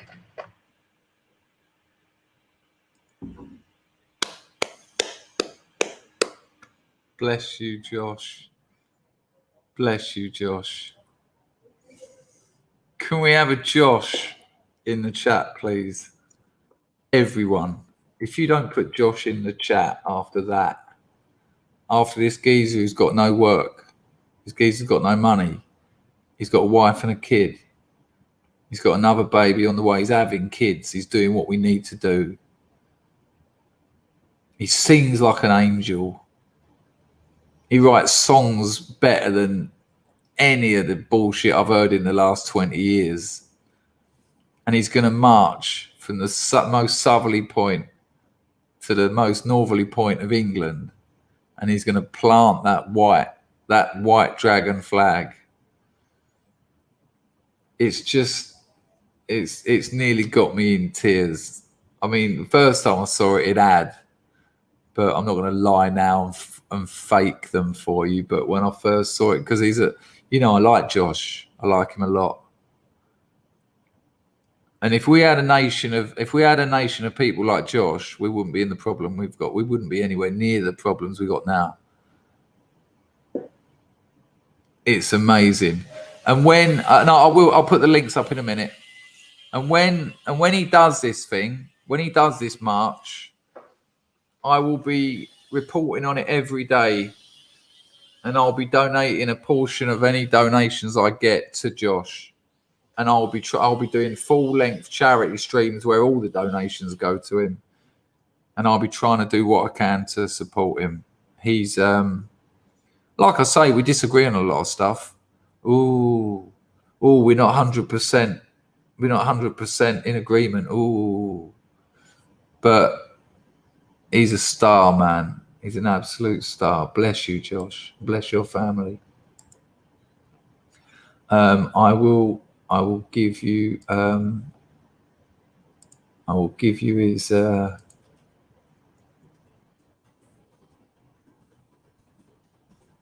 his YouTube channel. Go and give him a subscription. I know criminally undersubbed is one of the most overused things, but the geezer's got 3,000 subscribers. You know, he deserves 300,000. He won't get them though. They won't. They'll never let him get past 10. He might get to 15 or something, but they'll do what they've done to me. I got to 20. I'll have less than 20 next month, by the way. They're just taking them off. They're just dropping them. People can't find my stuff. You just can't find it. So it doesn't get seen. I am going to start making some traditional old videos because I think that does get out of the a lot of the shadow banning. Few super chats come through there, or at least one. So let me just deal with that. Well done, people, for putting your name in. Little Bullet, brilliant. Link, please. Yep, just coming. And you also need to hear him sing. You also need to hear him sing, and I might actually. Oh, I think it's on a different bloody channel. Oh, that's a shame. Anyway, so look, there is the thank you, Little Bullet, for the donation. There's the link to his channel. It's in the chat. I'll put it in there a few times because I know sometimes they get they disappear and that. Yeah. I'm still a YouTube partner, but they play their game. But I am going to make some normal videos soon. You know, work will ease up a little bit over the next couple of months. Well, it won't, but I'm just going to do less fucking things. I'm just burning myself out. So, but I'm going to make some normal content and do that. But yeah, go and check him out. Go and give him a scrub. Hello, Gaffney. Didn't know you were around. This is something the Proud Boys can help with. We are all over the country. Yes, for sure. That's certainly something you could do out in the States, for sure. Or are you talking about a UK Proud Boys? I didn't think there was one. Dawn Browning says they'll get lots of opposition from spiteful mutants. Tag team him and protect him all the way, people of the UK. Yeah, good call. I reckon he knows that. He's ex-military. And I reckon he's probably got a lot of ex-military friends. He was in the Navy. He's a Navy man, he's a sailor. I imagine he'll have plenty of very hard patriot friends who will slap those little Antifa shits out of the way. He upset the gamers last night. Ooh. On the same page, thank you very much. Dropped a score and said, Josh, nice one on the same page. You've established yourself as a high-ranking scrub with some of the funniest comments ever made on this channel. People are still making that comment you made. Really enjoyed the show, but can you do it completely different, please? It's lovely. But thank you for that donation, and thank you everyone for what you've said there about Josh. There's another one for Little Bullet. Scrub sub raid. I don't know what that is. I'm not sure what that is. But thanks for the donation, Mr. Bullet. There he was. He was a Royal Marine Commando, was he? You sure you're not thinking of old Chris Thrall? I mean, he might have been a commando. I'm not sure. I knew he was in the Navy. I didn't know he was a commando. I thought that was Chris Thrall. But there they go. Funny question, Ed. Ed says, why is your channel stuck at 20.5k subs? It ain't stuck there. It's going down all the time.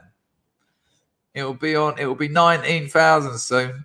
But I think I can get around it by making some normal videos. So that's my plan.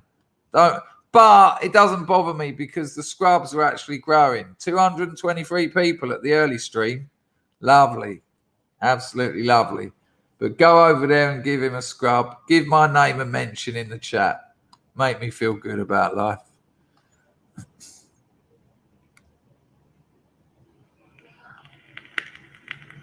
Now, I know the commandos are the Navy, but I don't think being in the Navy necessarily makes you a commando. He might have been. He might have been. I don't know. Ask him. But it hardly matters. Let's focus on the good stuff. The fact that he's going to march from the southern point of England to the northern point of England. Tony Sanchez, yes, he really was. He joined the Navy, then he joined the Marines. He joined the Navy because at the time he didn't meet the height requirements. Oh, there you go. Interesting. And Manny Moo says he was a commando. There you go. Lovely. Lovely. That's enough information for me. Brilliant. He's going to give me a slap round the face now. He's going to say to me, why are you telling people I was in the Sea Cadets? Bless him. Absolutely bless him. But what a thing to do. Right, now we finally, an hour and 46, we finally get on to what I wanted to talk about. Jordan Peterson had a conversation with Matt Ridley. Now, let me just get it past the intro, because I had all this lined up, but I closed it. Fuck that. I'll take Josh on in the ring. I'll put me in the octagon with Josh for charity. I'll tell you what, that ain't going to be a very long fight. If you can't bite people's throats out, that fight lasts one punch, and it ain't me throwing it.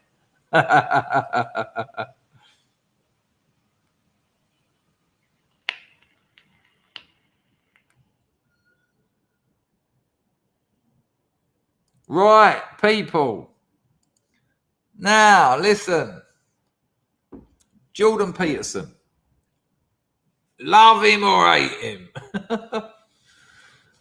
Much like what I said earlier, I don't agree with everything anyone says. I don't agree with everything I say. I made that joke 3 times today. I'm still enjoying it. A lot of what Jordan Peterson says, amazing. What he excels at is understanding of archetypes, his understanding of the importance and relevance of stories is second to none. But he also says a lot of nonsense. He also doesn't want people to collectivize along racial lines, specifically European people, which is slightly objectionable. But this is a very interesting thing that he says here, and I want to talk about it because we're talking about progress. And we all know about the progressives.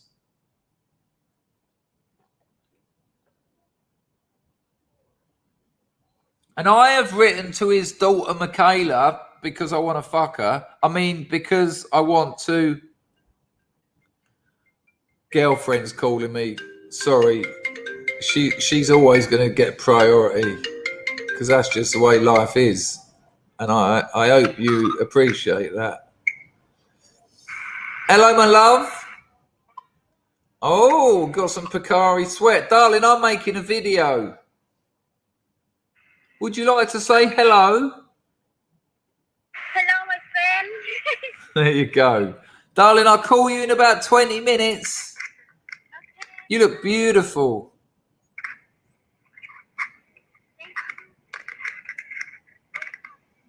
I love you, darling. I'll talk to you later. Yeah, all right. Show off. Ta-da.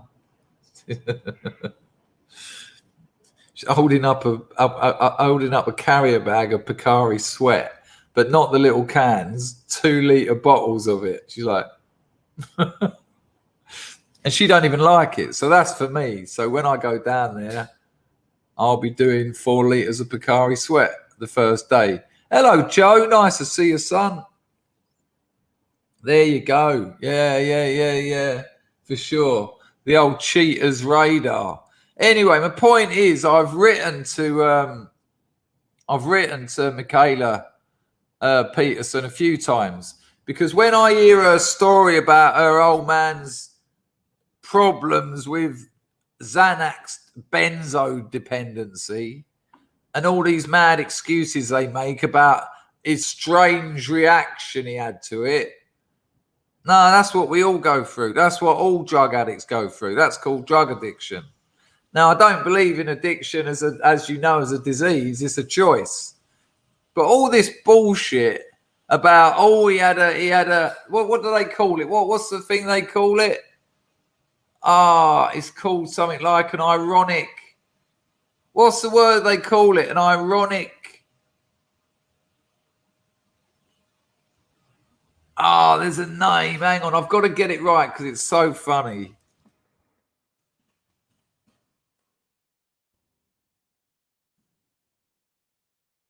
I thought someone might. No, not allergic reaction. Where is it? Hang on. Oh no, that's it. A paradoxical. Where is it? Someone. Yeah, it's paradox. But what's the actual way they say it? He had a paradoxical response, right? He had and what they mean by that is when they give him benzos, Valium, Xanax, those beautiful, now I can't say things like beautiful. When you have this paradoxical reaction, that's what drug addicts get. Because when you have an handful of Xanax for breakfast, most people would be out cold for 3 days. But an addict, someone who's self-medicating, suddenly they haven't got all that anxiety they carry around with them. Suddenly they're not feeling that trauma they live with. So it wakes them up, makes them feel amazing. And they don't go to sleep. It doesn't relax them. It makes them alive and awake. And I keep writing to her saying, what you're describing isn't some weird, rare response to reaction to benzos. This is what most drug addicts get out of them. They have them and they feel good. And so they don't relax. They get up and start enjoying life because for the first time, they haven't got all that baggage and all that trauma. And then I say to her, now think of the drama that your old man went through. And you went to Toronto, and you went to America, and you went to another clinician. And then you went to another place. Then you went to Serbia. Then you went here. And then you went here. And you had plenty of wonga to spend on all these treatments. And he didn't have to earn money to pay for his kids to eat and send them to school. I said, you try doing that when you haven't got a pot to piss in. You try doing that when you're a working class family. And all your money's being stolen by your teenage son because he's paying. He's having to buy Xanax. Because if he goes into withdrawals, he can go into seizures and it can kill him. Benzos and alcohol are pretty much the only two drugs that can kill you coming off them. You can't die coming off of heroin. Fucking feels like you are, but you can't. You don't. No one ever has. And there is the other one. What are those old ones that the people used to use, like Quaaludes? What's that family of drugs called? Shit, I should know that. Come on, Tony. Someone your age will know. What's that other? It's a very old class of drugs that I can never remember. Fuck it. But anyway, I said to Michaela, you try barbs. There you go, barbiturates. So barbiturates, benzos and alcohol, they're pretty much the only drugs that will kill you if you come off them too quick. You try dealing with that when you've got 50 quid in the bank. You're waiting for your next dole check. Your daughter's got anorexia. And the husband can't work because he's got a Xanax problem that his doctor gave him. His fucking doctor gave it to him. He turned up at his doctor's once and he was like, "Doctor, I'm sleeping. My daughter's got anorexia. My retarded son is being moved down in his years. He should be in year 5 and he's in year 3. You know, me and the missus haven't had sex for 3 years. I don't know what's going on. I need some help." And the doctor says, "Well, I'll get paid £100 if I script you some Xanax and it will sort out all your problems. Here you go. Let's start you on 2 milligrams a day. You know those nice 2 milligram white bars? Here, you'll love it. Here you go." Bloke goes home, has his 2 mil of Xanax. 10 minutes later, he's thinking, "No, this ain't doing much." 1 hour later, he's thinking, fucking hell. Yeah, it was. Pete, we've already established it was barbs, but not a problem. Thanks for offering it again. It's all good. So he's now he's loving it. He's got this paradoxical response because he should be relaxing. He should be sleeping, but he's not. He's manic. He's aggressive. People knock at the door and he goes, "You want some? You fucking want some? Is that what you want? Because that's what fucking happened." To the neighbour who just said, "Can you mow your lawn? It's growing into our fence." And you get all that bullshit. And then he goes back to his doctor and he says, "Doctor," he says, that alprazolam you gave me, the chemical name for Xanax, that alprazolam you gave me," he said, "it's not working." He says, I'm all strung out." Now he's strung out more now because of the Xanax. So what does the doctor do? That's another $100. I'll tell you what, we'll up your dose. We'll give you four of those bars a day. Go on and you'll be all right. A couple of weeks later, the bloke is completely off his head. He's taking a huge amount of benzodiazepines, a massive amount. And he don't know what's going on. He's out in the shops, he's shoplifting. Because when you take benzos, you think you're invisible. You want to see a good shoplifter, you find me a benzo addict. They walk into a shop, they'll walk out with a fucking stereo. These people are invisible. They'll go into off licenses and walk out with a bottle of whiskey in their jean pockets. So now he's on the thieving. Now he's got in trouble with the old bill because he got caught. Now his wife has gone hysterical. She's now doing a bottle of wine a day. The anorexic daughter doesn't even talk to the parents. Why is that? Because the mother's an alcoholic and the old man might as well be invisible or dead. The young son who's falling back in school, he don't even go to school now because the parents ain't paying him any attention. He's out just fucking on the Evo. He's down on the streets getting the cheapest drugs he can get. He's on the fucking pre-gabs. Have a couple of them, son. You'll be all right. Don't worry. All the broken working class families around here, kids are on the pre-gabs. Lovely. So the old man goes back to the doctor. He said, "Where did I read all this tosh? 40 fucking years living with it, you stupid cunt."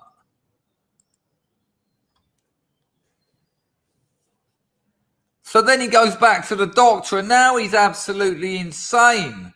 And then the doctor says, "This might be these benzos, you might have had a paradoxical reaction to them. I'll tell you what we're going to do. We're going to take you off them.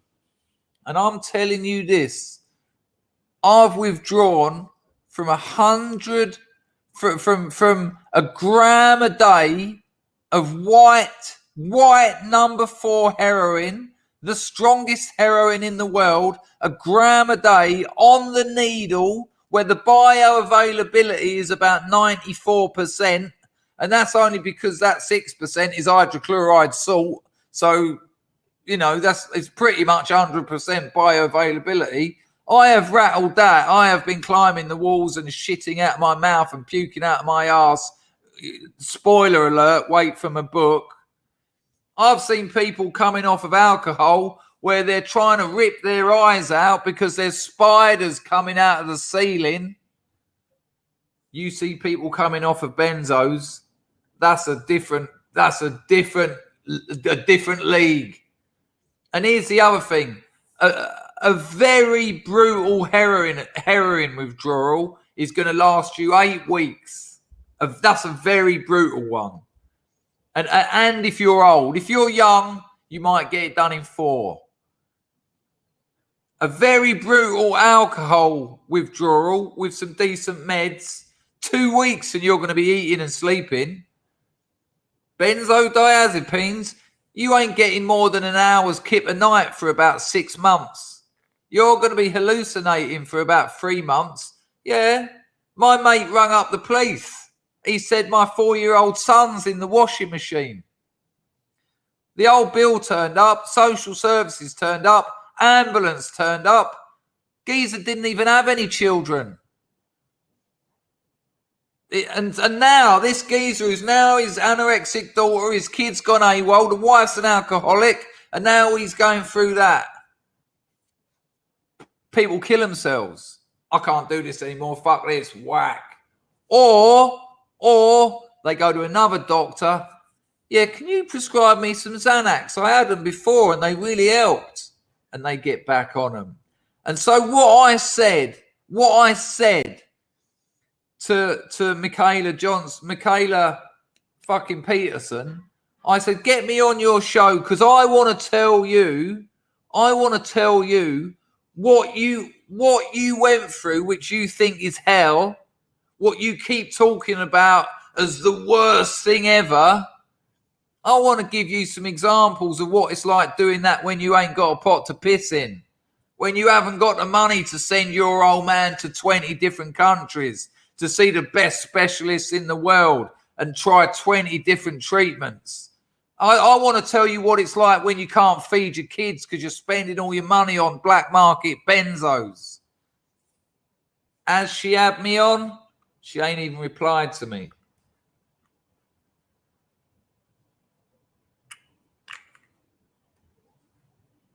I did, Jack. I done a whole stream where I was reading out European folk tales.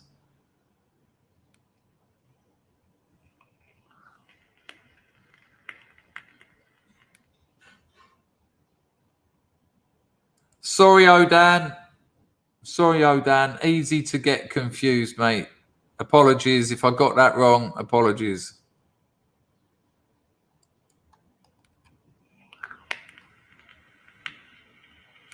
So, anyway. Oh, apparently I didn't get it wrong. Anyway, fuck it. We don't need let's just stop arguing. Trust me, I know about this stuff. I've done more of this stuff than anything else in my life. That's a fact. Most of my life has been about drugs. Right. Now I want to show you some Jordan Peterson. And it's not really connected to what I was just talking about. I just wanted to tell you that I've been writing to his daughter to try and sorry, there you go. Look, apologies. I was getting very angry there. I was getting a bit over the top. I apologize if I said the wrong thing to anyone. No need to argue. If I am in the wrong, I apologize. Right. Now, I only wanted to tell you that because I've been writing to her and I'm going to try and get on her show. But like I said, I've written about 3 or 4 times, not a whisper. She doesn't want me telling that story because it undermines hers. Because she had a fucking luxury. She had an holiday. She had a couple of years flying around the world, living in luxury hotels. That's not my experience of drug use, I can assure you. Lil Bullet, I'm prescribed midazolam, and the come down is horrendous. It doesn't hit for 2 days, yeah, because midazolam has got a long half-life, but it's dreadful. How much you on? 5 mil? Your average benzo addict is on about 150 mil a day. Yeah, try that. Nice one, little bullet. Get off it, mate. Get off it. Go down. Don't go up. And when you go to your doctor and tell him you're having problems, he'll make you go up. And when he does that, bite his fucking throat out and spit it in his wife's face. Anyway, yeah, I get a little bit upset about this stuff. In Minecraft, of course, I meant that. Right. Anyway, this I want to show you Jordan Peterson talking about no more entropies. It's a shame people don't use entropy. I know you like to use. I do put the entropies on the screen. You're giving money to YouTube. I think it's as easy to do entropy as it is a super chat. I'm just thinking about us and not supporting these bastards. Anyway, I'm all over the shop now because I got too angry. I've just seen too many families destroyed. I've seen whole communities destroyed by this shit. Right. I want to show you Jordan Peterson talking about progress. Right.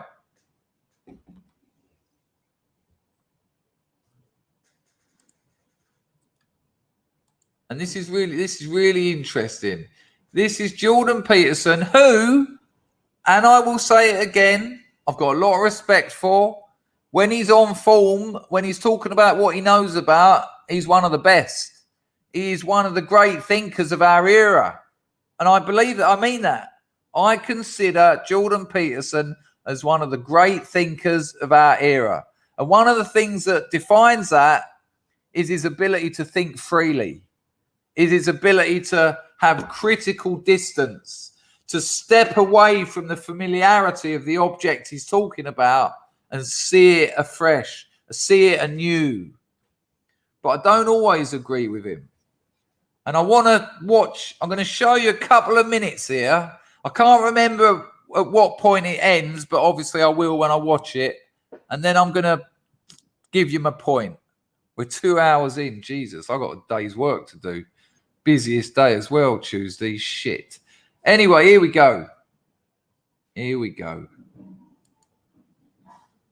Make sure we get the audio on. So this is him talking to Matt Ridley.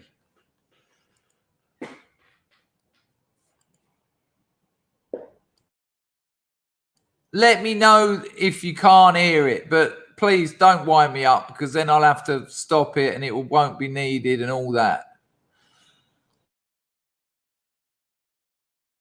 I have the good fortune today of speaking. I have the good fortune today of speaking with author Matt Ridley, who's written a number of books. We'll list them in the description of the video. The ones I reviewed this week in preparation for this interview include this one, published in 1996, The Origins of Virtue, which is a lovely investigation into the biological origins of morality, essentially, a very thought-provoking book and a very straightforward read for such a complex subject. The Rational Optimist, which was published, I believe, in 2010, and which I think probably serves as a pretty good description of Matt Ridley himself. That was my impression after going through his work. And then more recent work, How Innovation Works and Why It... All right, bear that in mind, How Innovation Works, and the subheading, and Why It Flourishes in Freedom, right? I don't want to read this for you, so I'm going to let it play for about 2-3 minutes, okay? You'll see why afterwards. It requires freedom to flourish. Sorry, and why it flourishes in freedom. So I wanted to talk to Matt primarily because I've been struck in my career as a university professor and also on my tours talking to thousands of people, many of whom are desperate, especially young people, because they're fed a never-ending diet of gloom and doom. It seems to be an Armageddon-like cultural predisposition to assume, without to only look at evidence that suggests that the future is going to be much worse than the past, despite the fact that the present is much better than the past. And that's been the case for many decades, I would say.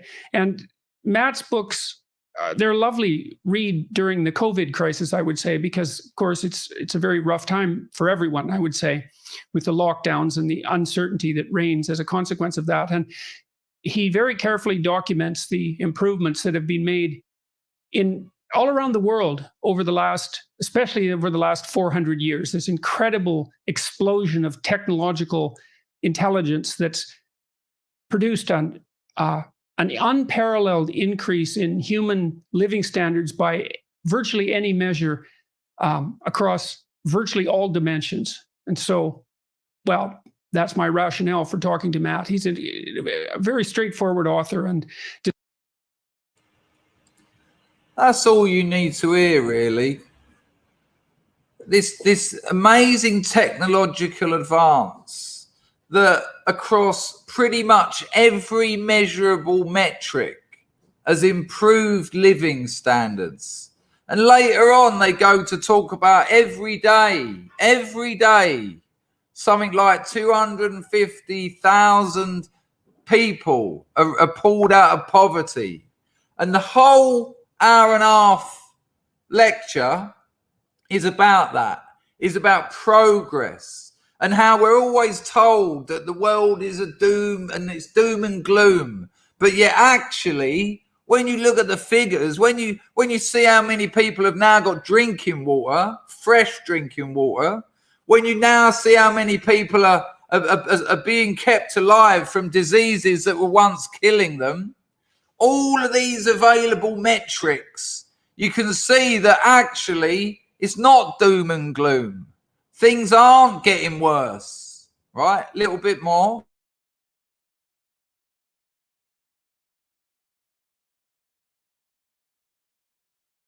Complexity of the ideas. And so I'm really happy to be speaking with him today.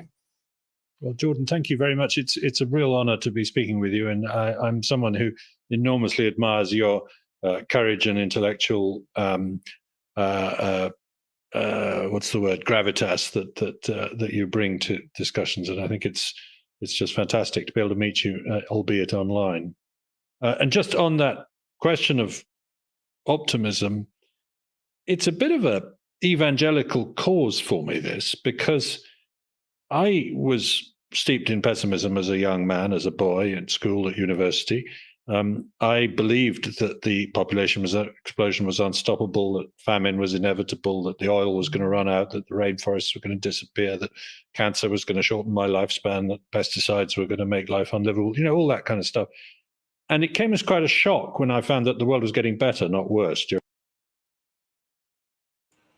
I just want you to listen to that last line again, of all the things he was told that was going to happen. And it came as quite a shock to him when it turned out it wasn't going to be like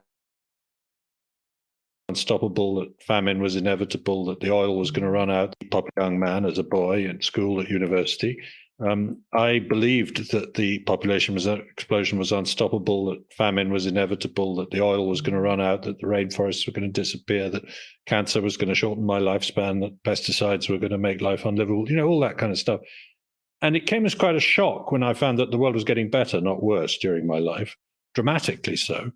And so I want to tell today's young people that there is another possibility to the extinction rebellion kind of stuff that they're being fed by everybody, not just the education system, but the media and their parents, the grown-ups. I think it's quite important to have some optimism. Why is it that with nothing but improvement behind us, we're to expect nothing but deterioration before us?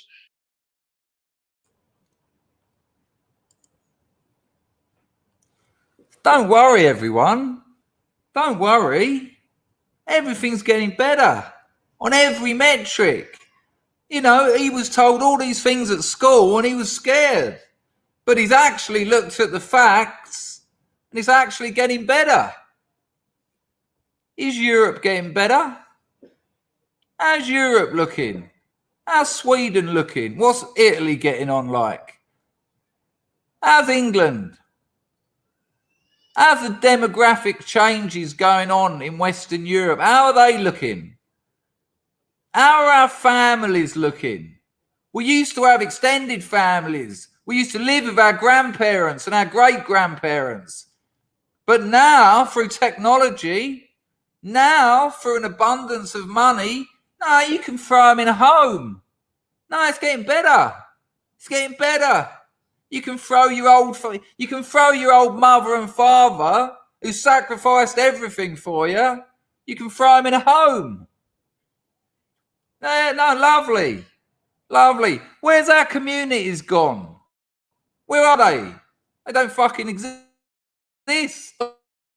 Allowed to culture. We're told we haven't got one. There's no such thing as white culture. There's no such thing as European culture. You know, the one that dominates the world. Fine. I wanted to write a book and tell everyone that. Calm down, youngsters. Everything's going great. The oil hasn't run out.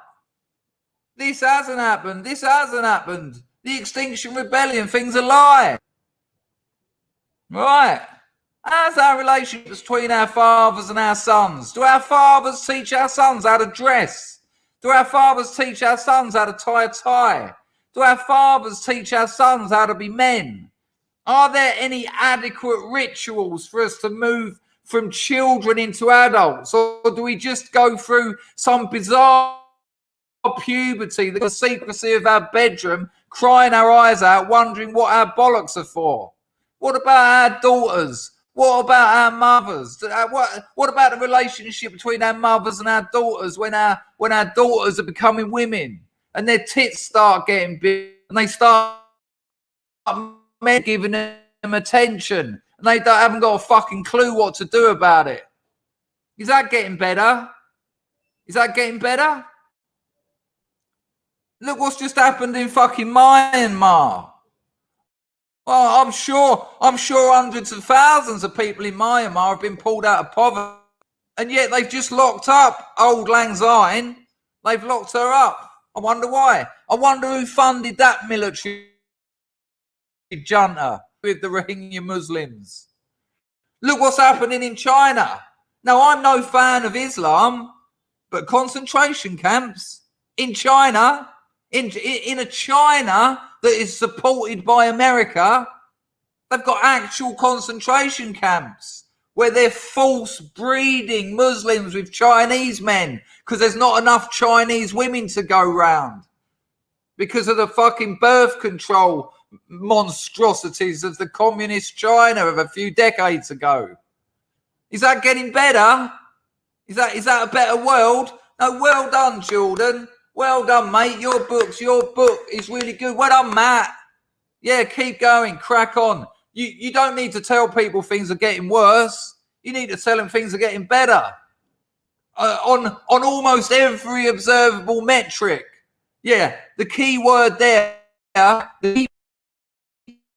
almost every observable metric. Because there's 2 or 3 that don't get a mention in that entire fucking interview, and they have to be fucking. They happen to be things like culture, and when we also have already said today that cancel culture is a rehearsal for murder. Oh, everything's getting better. Absolutely shocking. I'll put a link to that in the chat. You watch it. You watch it. And yet again, with all these things, it's not what they say. What they say makes sense. It's what they don't say. It's what they don't talk about. It's what they don't refer to. Oh, everything's great. I mean, look at the state of the world. Look at the breakdown. Look at the breakdown of tribes. Look at the integration. Look at the affirmative action. We're putting our stupidest people in our best universities.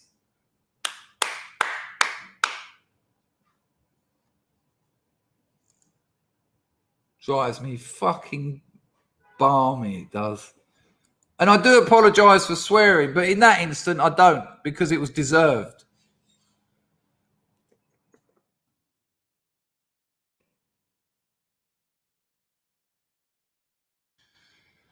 Did I put that link in the chat? Yeah, I'll do it again just in case.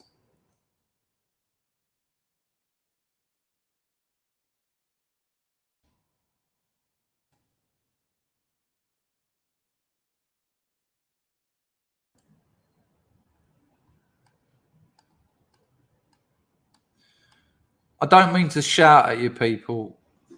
It's not your fault. You're actually part of the solution. And I know that. And I love and I respect you for it as well. Let's have a look at these entropies that came through. These disastrously small amount of entropies that came through. Hang on. How do I show them? Oh, hang on. I have to put that over there. Okay.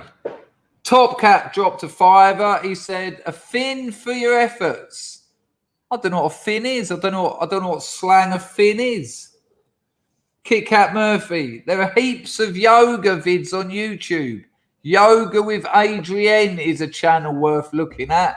Let me see. Let me just see why that one's worth looking at. I bet I can guess. If I get caught out here.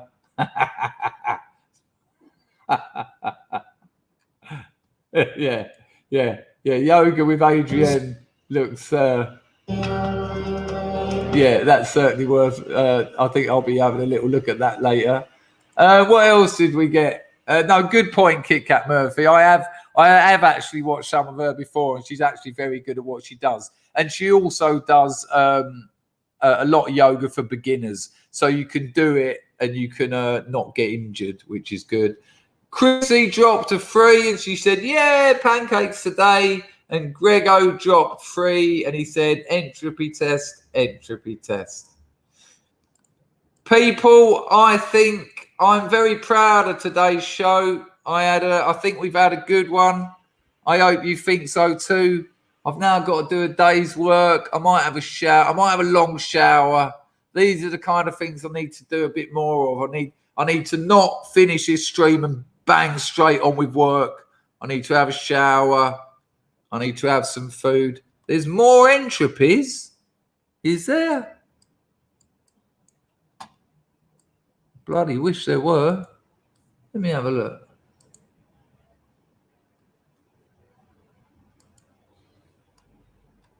Not on mine. I can only see the ones I read out. Well, if there's more entropies, I will talk to them today. Let me refresh it and see if it changes.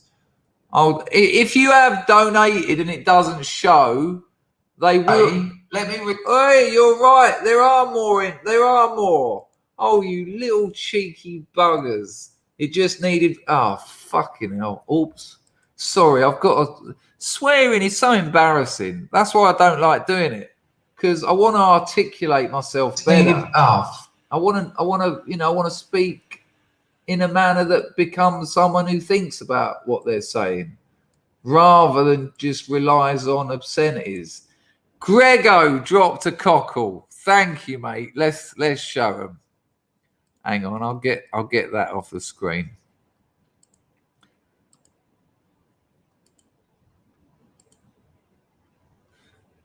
Grego dropped. Oh, hang on a minute. Hang on. Chrissy R. Oh, hang on. There's loads more. Tony Sanchez dropped another cockle. He said, "You're really on a roll with this stream, Chris." Thank you, Tony. Thank you. It felt like a good stream. I mean, it's been nearly 2.5 hours, but I'm in so much trouble with work, I can assure you that. Chrissy R dropped another one. I was put on Largactil. Oh, my days. Chrissy, they actually put you on Largactil. You know what they call that? You you can barely move on it. In prison, up and down the landings, the people on Largactil, they call it the Largactil shuffle. because you're literally like that. The Largactyl shuffle. Why the fuck did they put you on Largactyl? I was put on Largactyl in the early 90s because I was a speed freak. Oh no, there you go. If you're taking a really heavy stimulant, I mean, what's the best treatment? A really heavy sedative. What the fuck are these people on? Largactyl and speed. That's absurd. You just stop taking the speed. You know what the withdrawal from speed is? 2 days sleep and waking up hungry. Took 2 weeks. Horrid zombie effect. I've refused everything the doctor's prescribed ever since. Yeah, get a different doctor. Thank you, Chrissy. God bless you they give you Largactyl because you were on amphetamines. I mean, one of the easiest drugs to get off. Crack and speed are so easy to get off. There's no withdrawal. You just go to sleep. I know there's a choice. You know, my addiction is a choice thing, and you might have just wanted to do speed. But if you just want to do speed, what's the point of taking Largactyl? It's like having an obsession with being wet, and the doctor gives you a towel, and you're like, yeah, but I like being wet. Well, what am I going to do with this? Because when I use it, I'm not wet anymore. And so I'm just going to take more speed. And then you're going to give me another towel. And then we go round in circles like the fucking magic roundabout. Yeah, don't go near any of it, Chrissy. Chrissy drops another one. I told the doc I was struggling with voices in my head. Yeah, speed will do that. From the past, like you're useless, you're nothing. Voices from the past. And he said, oh, you're borderline schizophrenic. I was just a kid out of care. Borderline schizophrenic. Where exactly is that borderline? In a different country? For God's sake, Chrissy, if you're having problems with this stuff still, send me an email. I won't throw advice at you, but you can talk to me. I'll listen, and I can identify with some of this stuff, and I might be able to put you in the direction of people and places that can help you, not for money, but because they care. Bless you, darling. Grego drops a cockle. I'd like to hear what Jordan B. Peterson stuff you specifically disagree with when you have time on another stream.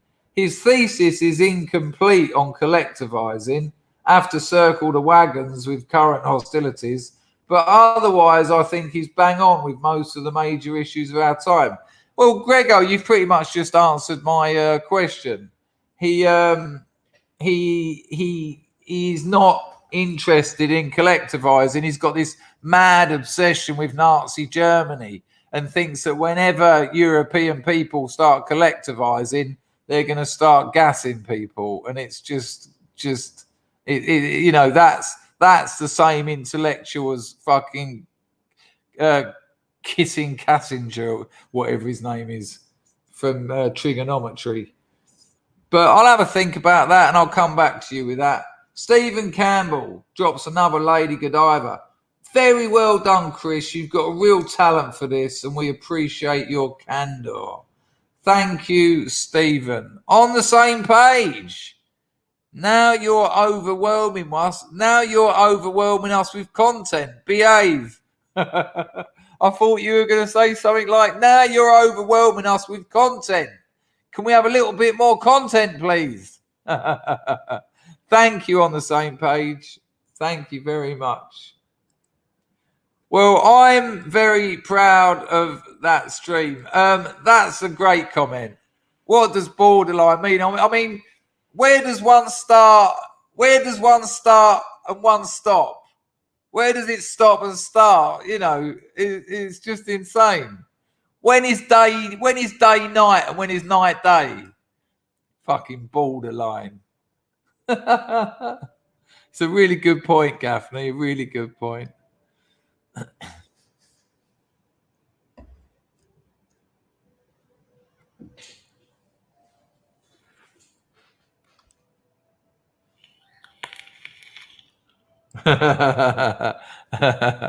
That's what made it better for you, a bit of attention. Oh, Dan, I still don't know what happened there. And if I did get it wrong, I apologise. But if I got it right, fuck you. It's been an absolute pleasure. I've really enjoyed this stream. I'm going to have a shower now, have a little rest, ring the missus, maybe turn some lights on. And we'll go through some comments in the chat while we're doing the outro music. And don't forget, people, I'll be streaming later tonight at 3 o'clock UK time. That's 1500 hours. I might actually do the Bukowski reading tonight because I've got to work. I've got to get like 8 hours work into about 4 hours. So if I don't have any time to prepare anything, you're going to get a ramble or you're going to get Bukowski. So there you go. It's been an absolute pleasure, people. I've really, really enjoyed this one. I got to say what I wanted to say. You've all been brilliant. Thank you, everyone who donated. Thank you, everyone who joined in the chat. Thank you to the most delightfuls and the lurkers. Thanks to Moslab for looking after the place. Thanks to Rags for looking after Twitch. Thanks for Little Bullet for getting that last one in. Okay. All right, fair point. We won't play all of it, though, but let me see if I can do it. My girlfriend's calling me again. She's going to get the ump this time. Darling, 2 minutes. Bye. It is lovely to be loved. Don't get me wrong. Let me see if I can find this. This might go tits up because I've got to switch accounts here. So if all this disappears, I'll be back in a minute.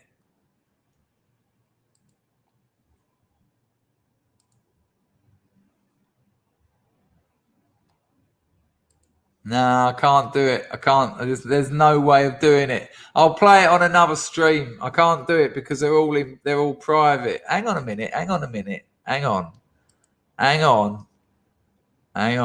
There is a way we can do this.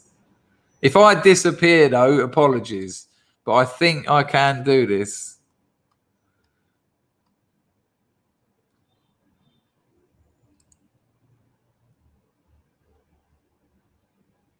Hang on.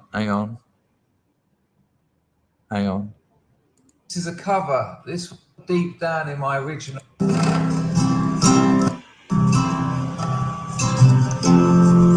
Right, okay. So, as promised, a little song for you from the Dangerfield back catalogue. We've lost 40 people already. 40 people have already thought, no, I don't know about this one. I'm not going to play all of it, but I'll play you. It's only 3 minutes, but I'll give you a minute. I'll give you a verse and a chorus and we can have a laugh. Personally, I love it. I love my music, but no one else does. So, I keep it private. Let's try this.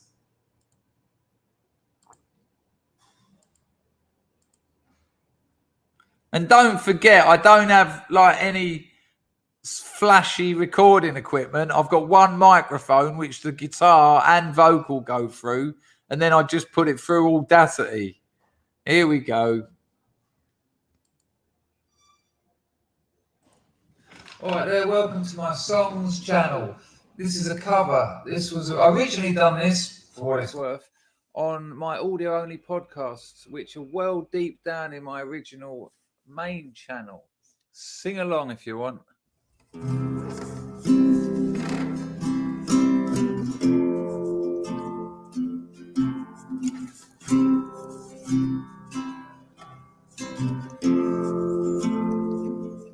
I got chills, they're multiplying, and I'm losing control, 'cause the power you're supplying It's electrifying. Shape up, 'cause I need a man, and my heart is set on you. Shape up, better understand. To my heart I must be true. There's nothing left for me to do.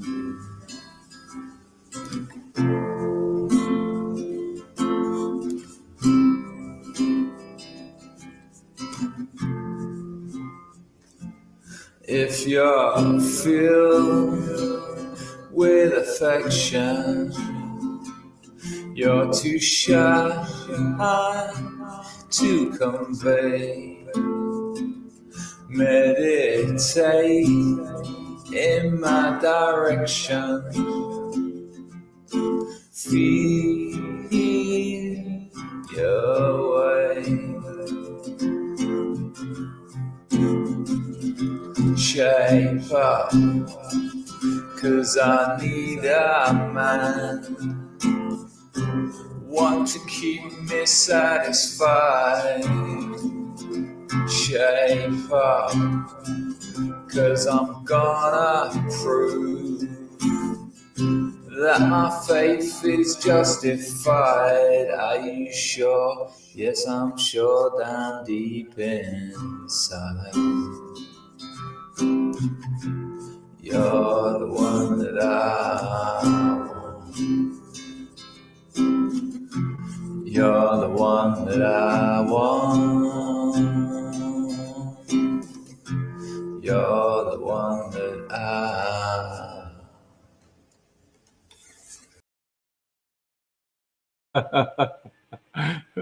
What are you gonna do, eh? It's been an absolute pleasure, people. Not everyone's cup of tea, pretty much just mine. It's been an absolute pleasure. I'm glad you've had an happy birthday, Ian. We've done 2 hours and 37 minutes. Well, it's actually a drug anthem. If you look at the lyrics, I saw it as a drug anthem. You know, I've got chills, they're multiplying. I'm thinking withdrawing. I'm losing control because the power you're supplying is electrifying. And then I've got to shape up. And then because I need the man, like the man in, what is it? I'm Only Waiting for My Man, Velvet Underground. And there you go. People, it's been an absolute pleasure. Thank you very much. Thank you, all of you. I will see you at 3:00 UK time today. And Lord knows what we'll be talking about. I haven't got a Danny LaRue. Ta-da!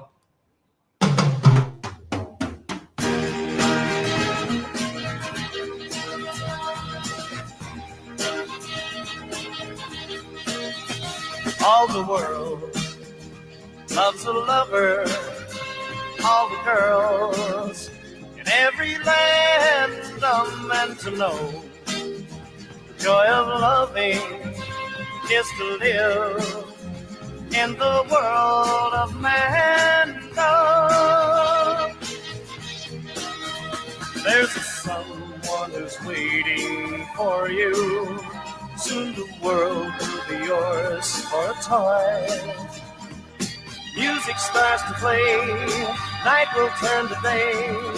Darkness disappears when the one you love is near. Jordan man comes. All the world loves the lover. All the girls in every land are meant to know. Joy of loving is to live in the world of man. Cheers, little bullet. There's a place that is waiting for you. A world where the best in life is free. Where time is always spring. Happiness is king. dreams you dream come true when the one you love loves you. You're in man. Love a bit of Mazzy Star. Absolutely love a bit. I've got about 20 songs on that account. I just have them all private because they're too vulnerable. Ta-da. See you later.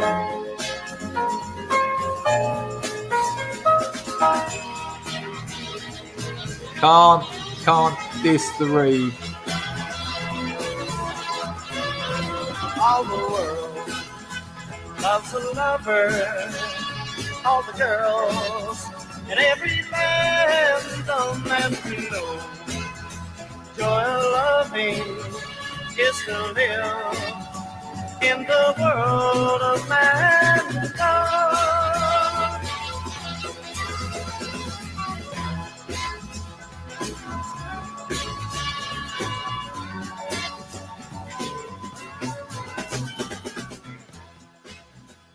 Since bizarrely that went down so well, I might give you another song out of my collection on this afternoon's stream. See you later, people. I've had a real blast, and now I've got so much fucking work to do. Good Lord. Help us out. Send me some good wishes and prayers.